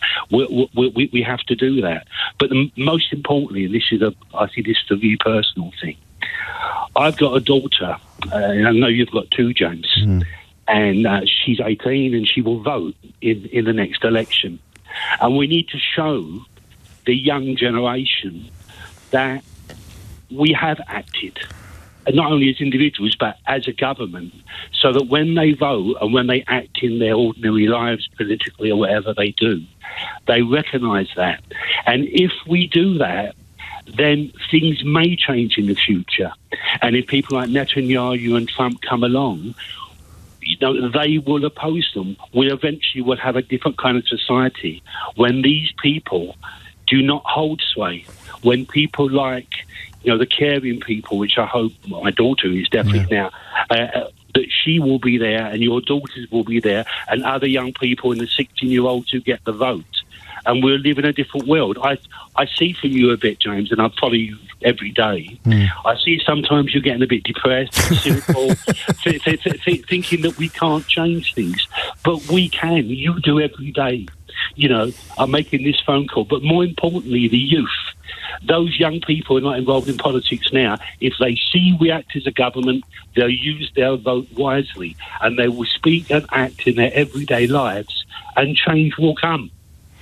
Oh, mate, I needed that as well. Honestly, thank you, Jim. Yeah. No, thank you, seriously. That was really special. And I normally make jokes about hope and despair, but I'm not going to make it today because we all need a bit of hope, don't we, mate? We do. God bless you, mate. Well, mate, thanks very much. Hey, you take care. James O'Brien on LBC. I think someone's listening to yesterday's show. What time did James Ball come on yesterday? So he would have just finished the interview with James Ball at this time yesterday. I think someone is listening to yesterday's show. Someone's texted and said, James, it was the Wall Street Journal, not the Washington Post. And you're absolutely right. I misspoke yesterday. And I described a story that has been broken by the Wall Street Journal about Donald Trump sending a rather lewd birthday message to the paedophile Jeffrey Epstein as having been published in the Washington Post. And I was wrong, but not as wrong as you. If you're listening to a show that's 24 hours old and texting it as if it were live. I've got a woke watch for you. Anyway, I'll let you know tomorrow how you got on today. We got a woke watch this hour. We haven't had a woke watch for ages. Have you still got the thing, Keith? You still got the ting for the thing? Woke watch. That's the boy. That's the baby. And I may have some more Reform UK news for you as well. I'm receiving reports of a huge increase in a mayoral allowance, again, as part of the widespread cost-cutting efforts that are already underway. And listen, I will, at some point between now and the general election, whenever it is, I will, of course, start treating them seriously, but you'll allow me not to do that yet. Everybody else is. It's just me that points out how ridiculous it is to take at his word a man who lies about everything and anything, a man who's gone in the space of the blink of an eye from claiming responsibility for Brexit to insisting that we should all stop talking about it, a man who claims to care passionately about sex offenders on the loose in our towns, but defends a self-confessed sex offender when he is bidding to be President of the United States of America. A man who claims to care passionately about law and order, but greased the passage of an actual woman beater into the House of Commons and then defended him on the grounds that he had rehabilitated himself.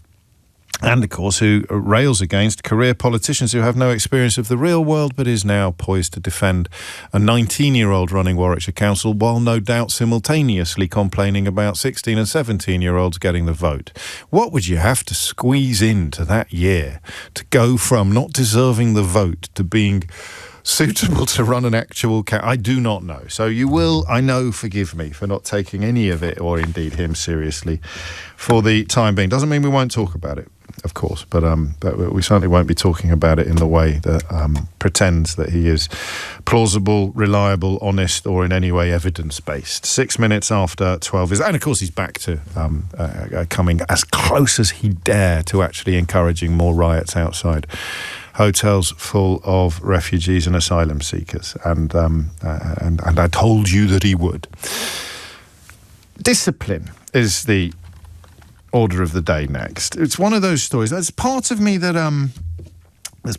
balks at these stories because I feel for the children. I've got two responses sometimes to stories about discipline in schools. One is guilt and one is sympathy. Guilt because I think I've always, until probably 10 years or so ago, you probably noticed when it happened, I always used to be one of those people. I'm going to use the word naughty, if that's all right with you. I'm going to use the word naughty. And I was quite a naughty child. And unfortunately, at times I was a very naughty child. And I think now I understand why. And the teachers who got the most out of me, bizarrely, were of two very, very different types. I had there were the teachers who could silence a room with the raise of an eyebrow. The teachers who didn't get the most out of me, by the way, were the ones that used to beat me. It's funny that. So you can talk about fear in the context of discipline. The teacher who probably presided over the greatest improvement in my performance was a French teacher with a Yorkshire accent who I've told you about a few times. He used to play fullback for England, never laid a finger on any of us, but had just that extraordinary quality of character that he could silence an entire classroom with the rise of an eyebrow. And he got me from set 5 in French. I was quite a big intake. Set 5 in French in my first year at that school, and in the second year I was in set 1. I don't think I've ever made an improvement as big as that under a single teacher. I wanted his approval. That's something I've not thought about before. And the other kind of teacher that would get the best out of me was the teacher that was not quite like a friend, but like really caring and compassionate. And I kind of wanted to repay them for their kindness. So I don't know why I wanted his approval. I just did. It was probably a boy thing. I don't know. I was never going to get it on the rugby pitch, but I maybe could get it in the French class. And I always think of these moments, as you do as well, about your own school days, when I read a story like this. A secondary school has issued more than 200 suspensions in 3 weeks as part of a crackdown on bad behaviour. Catholic Academy in Merseyside, tough new pupil conduct rules earlier this month after the school was rated requires improvement at its latest Ofsted inspection. New head teacher comes in She says she's raising the bar in terms of what we expect of all our pupils, but says, she explains, Claire McKenna is her name. I don't know that I like naming teachers and schools in stories. There was one earlier in the week about a girl turning up for a day about cultural diversity in a Union flag dress, and the school overreacted horribly by sticking her in isolation or something. But obviously you're not supposed to turn up in things that are not culturally significant. The flag is culturally significant, but unless you are putting the Spice Girls up there with Winston Churchill, the idea that is a symbol of British culture is a little bit silly, and they almost certainly knew what they were doing, but the school dropped an absolute clanger by overreacting, and the next thing you know, it's in all the newspapers. There's a story a little bit like that in the news today, which is going to feature in Woke Watch lately. So about 140 pupils had been sanctioned, with some given multiple suspensions, which means about 1 in 5 pupils at the school had been suspended so far. The school is called St Edmund Arrowsmith. It revealed it has received some pushback from parents, but that it felt forced to take action in order to help turn the school around. Now, it doesn't really say in the article that I've seen in the Daily Telegraph what the offences are. It doesn't really say where the bar has been raised to. But I am fascinated by the notion of naughtiness. And if you prefer indiscipline, then feel free to sound a bit more grown up than I am going to. I wanted to do a phone-in about why you think now you were naughty then. The number of guests on Full Disclosure recently, actually, so we've hit a bit of a rich seam recently, but the number who go back to being 14, 15 years old and or 11 actually, starting at secondary school, and are told, certainly they feel, but in many cases they've actually been told that they are either worthless or stupid or both. It's become a quite an odd recurring theme, actually. Among the most moving would be Brian Connolly, who literally identified during therapy that the reason why he spent much of his life on stage is because he's been shouting, "You see, I'm not thick," at the audience, at his old teachers. Supportive dad, great parents, but teachers who told him he was thick. Yesterday, you haven't heard this one yet, Kevin Rowland of Dexy's Midnight Runners. What an absolutely lovely man he is as well. That's a corker of an episode, and he talked about essentially being written off in school at a young age. It often leads to performing and being naughty. He was in trouble with the law, with the police at a very young age. And that's what I thought the interesting phone-in would be. And I may still think that is the most interesting phone-in to have. But Eleanor, the producer of the programme, she said something which I'd never even thought of before. And isn't that an extraordinary reflection on our working relationship? After all these years, when we've done every topic under the sun 673 times, we can still surprise each other with the perspicacity of our insights. So I'm talking about naughtiness. I'm talking about thinking, do you know what would be really interesting? 200 kids have been suspended. If you were naughty as a child and you look back on it now with a mixture of regret, possibly shame, guilt, bafflement, why do you think you were naughty? And why did some teachers work? Why could some teachers control? I thought that would be really interesting and moving. And do you know what she said? She said, I used to hate the naughty kid. I used to hate the disruptive children. So she just wanted to get on with her work. And I've reached the age of 53, having mentioned to you on multiple occasions all the trouble that I used to get into at school. And don't feel for me. I was at a prestigious fee-paying school from the age of 7 to 18. So getting into trouble, until the drug squad got involved, getting into trouble was not a very big deal. But that's not true. Getting beaten was quite a big... But anyway, I've always thought that the way to talk about discipline is from the point of view of the undisciplined. The best way to understand discipline is to talk about the disruptive children and how best to deal with disruptive children. But how many disruptive children are there in the odd class?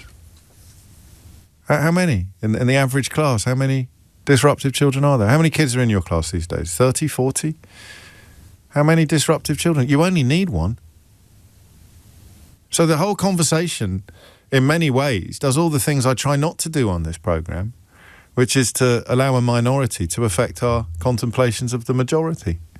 You only need one disruptive child. The problem with this is, at 12:15 on a Tuesday afternoon, is that I haven't got a topic anymore. She's talked me out of the topic that I wanted to do. I thought it would be really interesting to say, why, looking back now, knowing what you know, because I think I've probably got very low-level undiagnosed ADHD or something like that. I found it impossible to sit still if a teacher hadn't got me in the iron grip of interest. If I was interested, I could concentrate. If I wasn't interested, I couldn't. And that depended on the teacher, not the subject.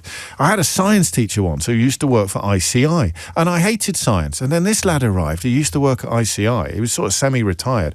For half a term, I was absolutely fascinated by science. I did all those weird things like spend hours on my homework and do really pretty graphs and little edging around the side and all that kind of thing. I can't remember where I went off science, but I did, you know, that was the teacher, not the subject.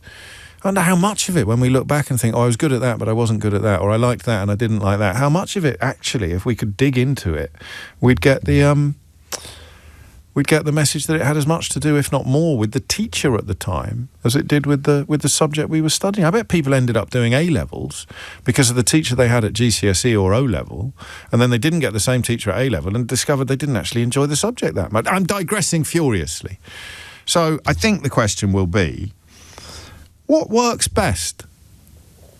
So, and also, what I mean, I've got so many questions now. Keith's going to start waving at me in a minute for going over the line on the introduction. But, what's the difference between a disruptive child and a child who is... Because there's no way 200 pupils who've been suspended in a bad behaviour crackdown are all naughty or disruptive. Some of them are just taking advantage of a system, apparently. What... some of you are questioning whether I was naughty or not. I ran through wheat fields and the farmer didn't like it, I'll have you know. What's the difference here? Actually, no, let's do two phone-ins, okay? We'll do my phone-in and we'll do Eleanor's phone-in. My phone-in is this. You, even now, think of yourself as a naughty child. I don't think that's very fair and I don't think that's very nice, but I can say that because I'm part of that constituency. Even now, being labelled naughty as a child is still sticking to you. What did it mean? 0345 6060 973 is the number you need. Why were you naughty? And what did the label do to you? Hit the numbers now, you will get through. And then this might explain why I'm on air and Eleanor's not. Because the other phone-in would be, how annoyed were you by disruptive children at school? I need to sound like I mean it, because I do. I'm being slightly facetious here. I've never thought of it that way round, and I'm not sure anyone's ever asked you. So when you read a story about 200 pupils being disciplined, are you thinking, God, I wish that had happened at my school, because I might have actually learned something?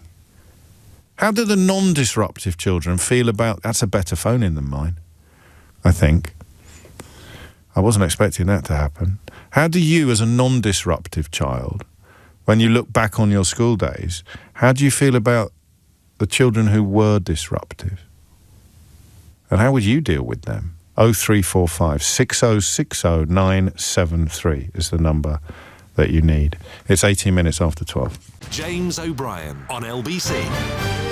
It's 20 minutes after 12 and you're listening to James O'Brien on LBC. Actually, I've given a shout to all my colleagues today, which is not probably something I should do on a regular basis because they'll get ideas above their station. But I should also give a little shout to Anya, who runs my podcast, Full Disclosure, because I was just looking for the recent rundown in order to remind myself of who had spoken about being written off at a young age and therefore perhaps developing some determination that wouldn't have been there otherwise. And it's a cracking recent roster. I don't exaggerate, you know. Listen to this. Tell me that you wouldn't listen to this if you weren't listening to it already. So just going back over the last few weeks, Grace Dent, who of course very much at the centre of MasterChef developments at the moment, but in a good way. Grace Dent, almost everything I've done, I've been told no first. Graham Fellows, playing John Shuttleworth, came at a cost. John Culshaw, the impressionist who fooled the Prime Minister. Michael Lewis, America is run by bullies. Michael, if you don't know, wrote The Big Short, Moneyball, The Blind Side. Amber Rudd, I resigned because I couldn't defend the indefensible. Jamila Jamil, getting hit by that car changed everything. Larry Lamb, damaged people are dangerous because they know they can survive. Jimmy Anderson, behind the bowler, and that's just the last 3, 4, 5, 6, 7, 8 issues. I haven't even picked favourites or highlights. That's literally just the last 8 episodes of Full Disclosure. And Anya's done a brilliant job of providing little précis for you to read so that you can decide whether you want to listen to it or not. And there's loads more on the way as well. And it was Larry Lamb was the other one who didn't get the support that all children deserve in his childhood and wonders to this day about the impacts that's had on his adulthood and his development. Another lovely man, and it gives me the opportunity to tell you something really funny. I'll be with you imminently, Sue, in Brighton, and everybody else waiting for me to shut up and take some calls. But I'm not going to say who. But talking of Larry Lamb, who of course played Mick Shipman in Gavin and Stacey, when we were right in the middle of our phone-in the first 2 hours of the programme about Gaza and the Middle East and Israel, and I got a message off a texter talking about a caller, and it just said, she said, I know this is a really serious subject, James, but this caller sounds exactly like Pam from Gavin and Stacey. And sometimes it's tricky for me because I might be, and I'm not being amateurish or foolish. I'm not taking the subject not seriously, but I do have to sometimes do 2 or 3 things at the same time. So I'm listening to the call and taking the subject matter obviously very seriously. Something like that pops up in my field of vision, and there's a real danger of me spluttering or bursting out into a giggle, which could be horribly inappropriate in some circumstances. So stop doing it, please. 22 minutes after 12, and let's talk about naughtiness. And we'll start in Brighton with Sue. Sue, what made you pick up the phone? Because you described me as a child. I was very naughty at school. Junior school, disruptive, talked all the time. Used to have my chair moved to the front of the class so that I couldn't converse with the other children. And it carried on into senior school. I did actually go to 3 senior schools. My dad married 4 times and he had custody of me. So wow. I think it was probably that. And in junior school, I had a really lovely teacher. I'm 63 now, by the way. But in junior school, I had a lovely teacher called Mrs. Smith, and she had empathy. Yes. And I would work really well. I would behave well because I could see she was on my side, if that makes sense. Of course it makes sense. Whereas the I won't mention her name, which has probably passed away by now, but another teacher who wasn't very nice, she wasn't very nice at all, and I used to play up the worst. So you knew you were doing it, did you, or not? Yeah. You did? Yeah, what about the times when you were trying not to be naughty but just failed? Do you remember those times? I do. Yes, I do. Talking all the time. I think I'm also undiagnosed ADHD. But I was saying to the person that I spoke to before you, my daughter, on the other hand, is the opposite to me. And especially when she went to senior school, she was bullied, and she was the one quiet, shy, retiring, wanting to get on with her work, where there are people like me causing havoc in the class, and she couldn't learn, and she used to hate it. She used to come home and say... I never thought about that before. Today, I hardly ever thought about the other side of that coin, and there's many more of your daughters than there are of you and me. Yeah. I think in the average classroom there must be, mustn't there, by the law of averages? Yeah. Did it stick, do you think, that label, naughty? Did it stick in life? Did you carry it with you? It did, and I also said, bizarrely, in my 50s, I changed from being a pharmacy assistant to working in a school. I became a teaching assistant, and really strange that they would put me in charge of the naughty ones. Oh, go and sit next to little Johnny. He's not, and he was me as a child, and that's when I realised, oh my gosh, I think I've got ADHD. Because he's been labelled, he already had the diagnosis, and he would behave exactly as I did as a child. And did you manage to be a Miss Smith for him, Sue? Yes. Good. Provide breakfast when they didn't have anything, and take them on one side and trying to keep them busy so that they wouldn't misbehave. Yeah, I sort of took that with me. It's a funny one, isn't it? This is the problem, I suppose, for teachers, and I'm sure a couple will ring in. If the approach is supposed to fit all children, it could end up fitting none of them. Yeah, exactly. And it's like that cartoon. Have you ever seen it where it's to do? We used to look at it when we had SATs, where there was a tree and there was a goldfish in a bowl, a monkey, about 3 different animals, and the person in charge said, "Right, you've all got to climb that tree." Well, the goldfish in the bowl's not going to do it, is it? And that's what we think in education. That's what we expect them all to do. They go, well, yes, I get that. Possibly got worse, not better over the last few years. Thank you, Sue. 26 minutes after 12 is the time. School suspends 200 pupils. It occurred to me, we can't really take a view on whether this is likely to work or not. And even if it does work in the short term, it might do more harm than good in the long term. But how we deal with naughtiness, that does interest me. And the angle I'd never thought of before, and Sue hadn't really contemplated until her own daughter ended up on the other side of this divide from where she'd spent her school days, is what the non-disruptive children feel about the disruptive children. Because a lot of the time we're trying to make you laugh. And if you do laugh, we presume that you're enjoying the moment. But what if you're not? What if you're not? Joanne's in Sunderland. Joanne, what would you like to say? Hi, James. Nice to speak to you. Likewise. I'm a teacher. We've had a chat before. Yes, I recognise the accent, Joanne. When I was a little girl, when I was at school, I was Little Miss Angel. So never did anything wrong. Always just got on, did really well at school. My mum's still waiting for us to rebel, and I'm 52. And the naughty ones in the class got right on me last nerve because I loved to work. I loved to do well. And I found them irritating. I didn't encounter that many. But the ones that I did encounter irritated the living daylights out of us because I saw them as someone who got in my way of what I wanted to achieve. But now as a teacher of 30 years, it's a very different ballgame. Is it really? And the frustration is very easy to understand, is that you wanted to get on with learning and they were preventing you from doing so. Completely. So what changed when you became a teacher? Because you've got responsibility for special needs as well, haven't you? I think. do. Yes, I remember that. One of my many jobs. Yes, that's right. But no, these bands often, when you're seeing extremes of behaviour, these bands often have deep-rooted trauma. Now, this is something I'm absolutely fascinated by. Yeah, me too. About the crossover between trauma and then diagnosis of autism, ADHD, because a lot of the traits are identical. And we have some of our parents wanting a diagnosis when we need to address the trauma. Yes.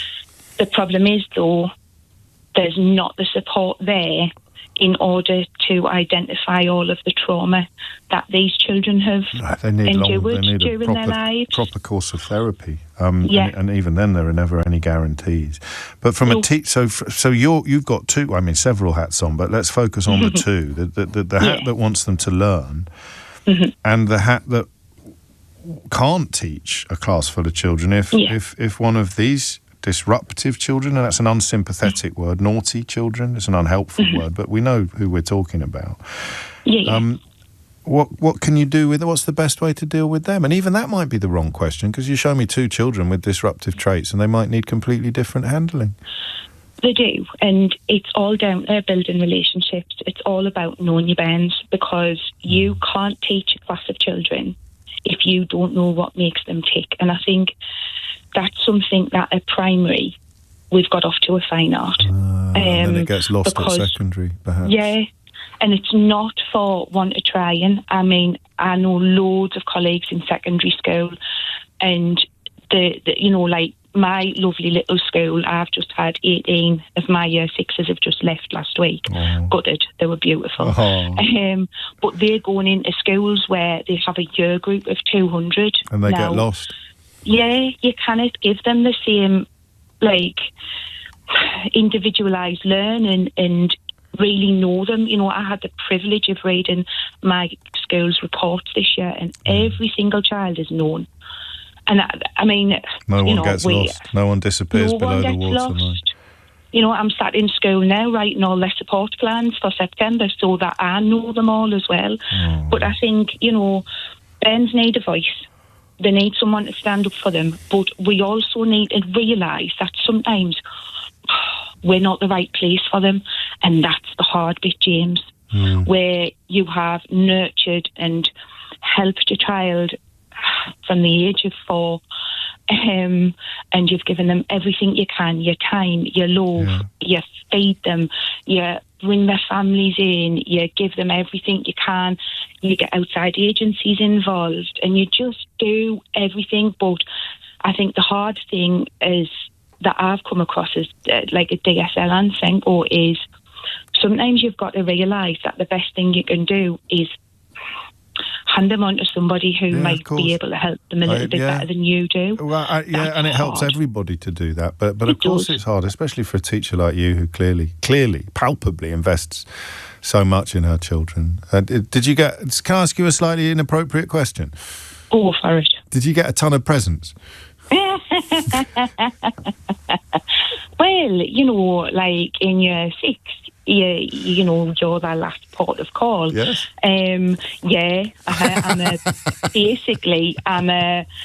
I smell beautiful. I'm as fat as a hog end off all the chocolate, and I'm a borderline alcoholic. But no, where did it all go wrong? It's the cards, James, that mean the world. You know, like I keep them all, and I sit and have a cry. When I have a rubbish day, I'm like, I'll just get that card out, or I'll just read that. Because you know you're making a difference, and on the tough days, it's such a healthy room. That's lovely. Thank you, Joanne. You're not going to believe this. I'm late for the news. Here's Amelia Cox with the headlines. James O'Brien on LBC. It is 12:35, and you are listening to James O'Brien on LBC. This is really interesting, and it was true. Probably fair to say that looking at it from the point of view of the disrupted rather than the disruptive is something that we should have done sooner. Talking about discipline in schools, as we quite often do on the programme, but not endlessly. I wouldn't file it under hardy perennial, but I've always done it from the point of view of my school days when I was, quotes, naughty, end quotes. Today we're doing both. What does that label do to you? Why do you think you got it? Was it fair? Would you get it now? And even more interestingly, perhaps, what's it like to be disrupted? How do you feel about the children that were always disrupting class? This is nice, from B in the Scottish Borders. Hi, James. My 16-year-old twins regularly come home from school complaining that the disruptive kids in the class prevent them from learning and getting on. It's very frustrating for them and for me. I've had a couple of people telling me they won't be able to call in because they'll cry. This is from Leslie. I'm 67. I went to an all-girls grammar school in the 70s. I wasn't naughty, just a little bit mischievous and perhaps prone to giggles. My older sister, 2 years, was perfect, however. I have 5 years of teachers telling me that they wished I could be more like my sister. So I've spent the last 50 years being a people pleaser and never feeling good enough. I'm kind, caring, clever, hardworking and successful. I have a beautiful little family and I've survived a lot in life. Let me just click on that so I can make sure I've read the end as well. I think I have. I have a beautiful little family and I've survived a lot in life. No matter how many people tell me that they love me and how amazing I am, I have never felt good enough, James. It sticks with you forever. And these are the labels. It is 12:37. Oliver is... Oh, I've got a woke watch. We'll do it after Oliver in Great Yarmouth, all right? Oliver is in Great Yarmouth. Oliver, what would you like to say? Hi there, James. Hello, mate. So I can kind of come at it from 2 points, really. A little backstory is I was kind of what you might class as a bit of a nerd, but when I was 14, I ended up being sectioned under the Mental Health Act. So when I went back to school, I was in top sets before I went to school. Before that, and then when I went back, I was put in all the lower sets. Okay. Because I'd been out for about 6 months. Sure. And I found that the difference in not just teaching quality, but the students was massive. In the first set, everyone paid attention, and the teachers, they kind of gave you the best teachers. In the lower sets, it was the teachers that kind of didn't have much interest. In fact, I found anyway. Can be the other way around, but this was your experience, and this was my experience. And it makes a lot more sense, I suppose, in terms of satisfaction. And if league tables are a big thing, then the teachers are going to be more drawn to the places where they can get more results, aren't they? Yes, yeah. I mean, so I would spend most of my time just sitting there waiting for the teacher to either calm the class down, or they would just ignore the children that would be throwing rubbers at the teachers or throwing stuff at the children. And you just couldn't concentrate whatsoever. So, I mean, it ended up that some of the children that I ended up being in the bomb sets with, they assaulted me and my brother, and some of them went to prison for it. But the school they didn't even discipline them then. So there does have to be a boundary, unfortunately. I don't know where that boundary lies, and it's difficult to say, isn't it? But well, I think no one's going to put it on the other side of being assaulted by people who ended up being jailed. I don't think. I mean, well, the crazy thing was they put them back in the same classroom with me after they came back out. They were in prison. They were in jail for I think like 2 months, and then after they came back to the school and were sat next to me in class. And I suppose the teacher would say that was absurd, but there was no other opportunity, and there's a statutory requirement for children to be in school, and that was the only school that they could go to. I mean, it's a very extreme case, but it's absolutely hideous for you. Are you all right now? How are you getting on? Oh, I ended up doing fine and going to university, and I now work in law, so I'm good. Eventually it all worked out, but there needs to be certain resources, like your last caller was saying, for people for whom it is just not working, and that was at primary school. It's going to be even more acute at secondary school. Are you going to go to the summer show at Cromer Pier this year? No, I haven't heard of that. I'm originally from Essex, so I've only been here about 2 years. So I have no idea. I'm going to make your summer for you. You need to get yourself to Cromer, which is just up the coast from where you are. Yeah. And you need to get yourself some tickets for the Cromer Pier Summer Show, which opened last weekend, opened on the 28th of June, 2 weeks ago. And it is like stepping back in time. It's like an old school variety show, and it is so much fun. And it's such a beautiful town. And you'll get some of the finest fish and chips in the country in Cromer as well. You've sold me. You can thank me later, mate. Seriously, I don't know if I'm going to be able to get there this year, but it's a highlight of my summer calendar normally. Take care, Oliver. Thank you. 12:41 is the time. Shall we? Well, hang on. Don't do anything yet. Oh, yeah, you can. Woke Watch. Stop monkeying around is the headline. Father who wore gorilla outfit to collect daughter is given a safeguarding warning from her school. And it comes with the requisite photographs taken of the father and indeed the daughter, and indeed the father wearing a gorilla mask that journalists would have encouraged them to do. And I mean, it's a slightly silly story, isn't it? You don't want your children at pick-up time to be confronted by anybody wearing a mask. I wouldn't have thought, whether it's a gorilla mask or a balaclava helmet. Saw another one of Farage's mate the other day talking about how every time she gets on a train, it's full of people wearing balaclava helmets. Or balaclavas, we should probably call them now. I don't know where these people hang out, but it certainly isn't any of the places that are inhabited by ordinary human beings. But anyway, you wouldn't want that, right? Because it's obvious at pick-up time that you can't turn up covered in a mask. And also, it's quite a scary gorilla mask as well. I could see how it might have disturbed some children. So, mate, please don't do that. Oh, I think I'll get on the phone to the local media because I've received a snotty text message. Why is it in Woke Watch? Because the dad has described the school as woke. Woke Watch. Which is losing its edge a bit now. Do you feel? Kind of, I mean, all the people that used to get cross about things that are woke have now essentially put a man in the White House who will deport you for opinions that he doesn't like. I don't know what has overtaken it. I mean, I suppose it's changed sides a bit, but things have gone way, way, way beyond where wokeness ever was. You're going to get locked up for your opinions now in the United States of America, and increasingly prohibiting Palestine action. Is that woke enough for you? Making it a terrorist, somehow supporting a terrorist organisation with Palestine action, is that woke enough for you? Or was it possibly that wokeness was never a real thing at all to be frightened of or what's the word I want? Intimidated by? And of course, getting deported or criminalised for opinions is rather more worrying. Anyway, I digress. Paddy's in Wimbledon. Paddy, what would you like to say? Hi, James. How are you? Very well, Paddy. A lot of love for Cromer coming into the programme, actually, but that's probably a digression too far. Talk to me about discipline.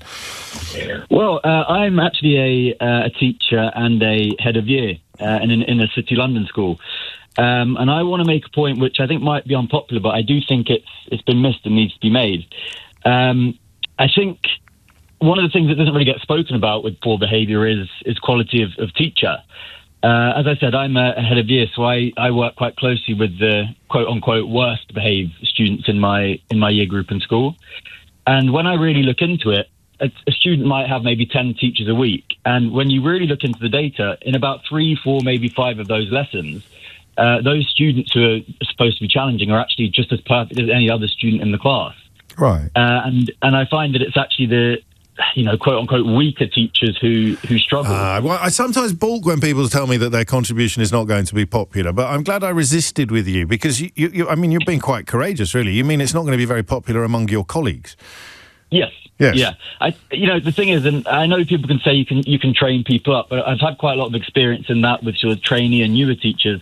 There are lots of things about teaching that you can train someone up with, but behaviour is really, really difficult. It requires a type of temperament and empathy that can't really be taught.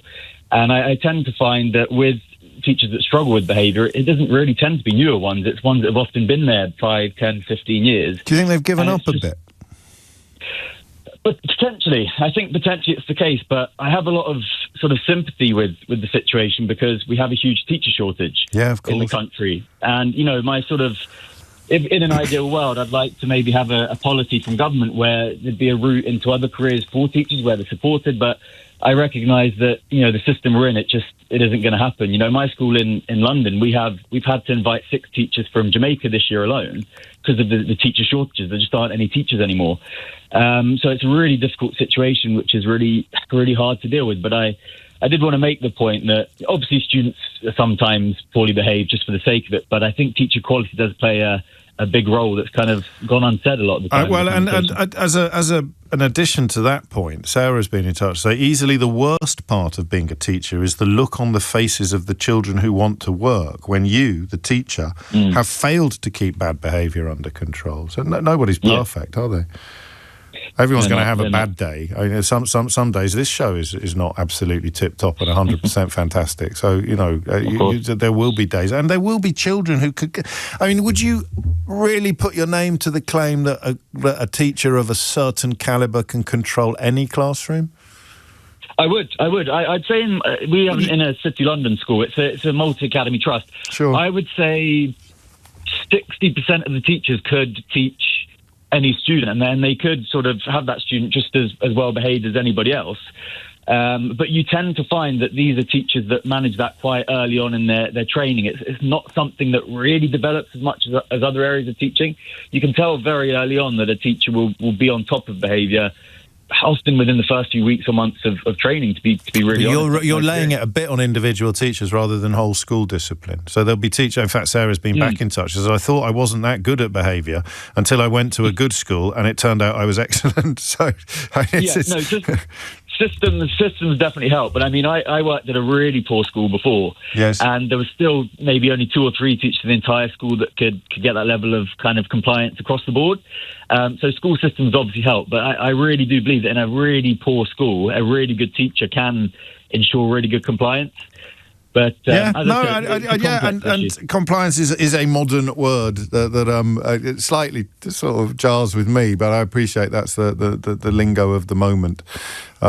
Compliance has got a slightly dystopian air to it, but I know that's not what you intend to convey, or indeed what you do. 12:48 is the time. You're listening to James O'Brien on LBC. James O'Brien on LBC. It's 10 to 1. I just want to throw back, if I may, to the first 2 hours of the programme when we were talking about Gaza. I want to read this out because I've relied upon this person for guidance and kindness, actually, pretty much since it started, since the latest explosions of violence began on October the 7th. And it's only fair that share with you her latest thoughts. I have absolutely no desire to defend Israel. I feel thoroughly and completely ashamed and disgusted. I support any sanctions, arms sales, bans, and feel comfortable calling what Israel is doing genocide. I have for some weeks, if not months now. I just wish to correct one caller. One of the biggest and growing demos in Tel Aviv for some months now is a peaceful march, a vigil of protesters holding pictures of the many children killed in Gaza. I attended one in May, and I have seen footage of Gazans holding pictures of Israeli children killed on October the 7th or in captivity. There is also a very large proportion of end the war signs and calls in all demos. And these are not only focused on hostage release. And that is a counter, I guess, to one or two of the calls that we took. And that's from a friend of mine who has dual Israeli-British citizenship and family in Israel and has been keeping me up to date with developments since the beginning, and who, as you hear, is now fairly comfortable using the word genocide to describe what has been happening subsequently. And it was an earlier caller, Jim, I think, who referenced, because the other point I thought was interesting was about the redundancy of left-right distinctions now in this context. And Jim referred to a Conservative politician making a very impressive contribution to a debate earlier this week, and we're pretty sure that it's Kit Malthouse. Kit Malthouse. Madam Deputy Speaker, like others in this House, I'm frankly astonished at the statement of the Foreign Secretary. At a time when we've got daily lynchings and expulsions on the West Bank, dozens being murdered as they beg for aid,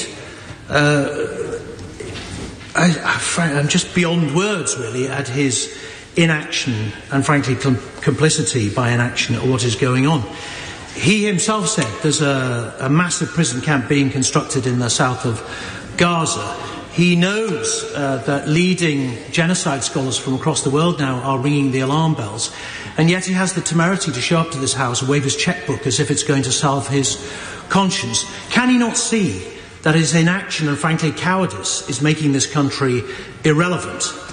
Can he also not see the personal risk to him, given our international obligations, that he may end up at The Hague because of his inaction? And finally, really frankly, an appeal to the Labour backbenchers. We can't get your leadership to change their minds. Only you can, if you organise and insist on change. Kim Malthouse there. I think rather giving the lie to the notion that the Israel-Gaza question breaks down along left-right lines. Sir Edward Lee as well, I think 40 years a member of Conservative Friends of Israel, has made some very powerful contributions to the conversation as well. And I just think that's important. I see Kit Malthouse, he was a big Boris Johnson fan. But I have to try to be a better person and allow people to be wrong about some things and right about others. Which brings us to the fact that James Cleverly is due to return to the Shadow Cabinet later today, of which more later, no doubt, with Natasha and colleagues as the afternoon unfolds. I'm going to read this out because it made me smile. It's from Papiha in Manchester. James, your show makes me laugh out loud for the strangest of reasons. That message you got from the who told you off for never being on the news junctions on time was so hilarious, and the best part was the way you read it out loud. This is why I'm reading your message out. I was so cross with my husband, but we are both laughing now. We love you. Well, I love you too. That's lovely, isn't it? You've got a warring couple somewhere in rainy Manchester, and a little nugget of joy out of the radio has managed them to temporarily forget their differences and unite in happiness and laughter. That's what I'm here for. Joe's in Enniskillen. Joe, what would you like to say about discipline in schools? Oh, thank you for playing the Kit Malthouse speech. I watched all that debate yesterday. He was so powerful. Yes. Yeah. He was actually crying. Anyway, my daughter, I'll clarify, as a 2-year-old, she said to me once, no one is in charge. The people is in charge of themselves. God, that was my kid. 2-year-old. Wow. Yeah, exactly. So, Roland's primary school, very clever kid. Probably on the spectrum, now an adult, very good functioning, but we know she's on the spectrum now. Yeah. She was one of those that she loved school. She loved learning. She would interact with the teachers. She sailed through, but what happened was she always used to get the naughty... There was one boy in her class, ADHD. he would basically be Velcroed to her for her to keep him under control during the class. And you remember going to primary school in a pick-up time, the teachers would always hold back whoever had been naughty. I'm going to need the abridged version. Well, sorry. Right, they used to do Star of the Week. Right. The best behaved child. We do that here for presenters. Yeah, well, this one week, Star of the Week was the boy that had to sit next to Molly, and the teacher was holding Molly back to have a word with me, saying she's been absolutely uncontrollable all day. I don't know what the heck's going on with her. And Molly stood there with her fists there going, Jason got Star of the Week because he didn't bite anybody. I don't get Star of the Week, and I behaved myself, and that summed it up.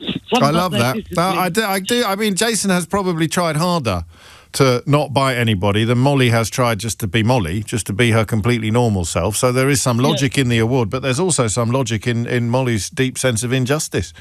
Exactly. At what unfolded. I tell you, we do the same thing here. So Sheila Fogarty got Star of the Week last week for not biting anybody. Can you believe that? And I got nothing. I just sat here every day being lovely and kind and generous. Tell the truth. I get it every week. I get it every week. She's got a tattoo now. She doesn't even have to get it engraved anymore. It's absolutely outrageous. Thank you, Joe. It's a funny one, isn't it? The simple question of whether or not you should approach these conversations from the point of view of the disruptor, which is what I've always done, or indeed the disrupted, which we've done today for perhaps the first time ever. And it has proved doubly interesting as a consequence. Apologies to Christopher and Emily, David and Tony, Robert and Dawn. We will no doubt be returning to similar territory. I'll certainly want to explore further the legacy of well-behaved children's feelings towards poorly behaved children. I love it when we stumble across something that we haven't actually examined before. So fair play to Eleanor. As a well-behaved child, although she's at great pains to tell me she was very naughty outside school, lest anyone thinks she's square. But she was someone who resented the disruptive children in school. If you missed any of today's show, you can listen back on Catch Up, on Global Player and the LBC app, where you can stay up to date on the top stories and opinion. You can put your news categories in the order you want. You can pause and rewind live radio and listen to a range of podcasts. So do download the official LBC app for free now from your app store. Tom Sorbet will be with you at 4 on LBC. Don't tell him I told you. He's never ever won Star of the Week. Not once. But Sheila Fogarty is one of the all-time... The goat of Star of the Week is with you now. James O'Brien on LBC.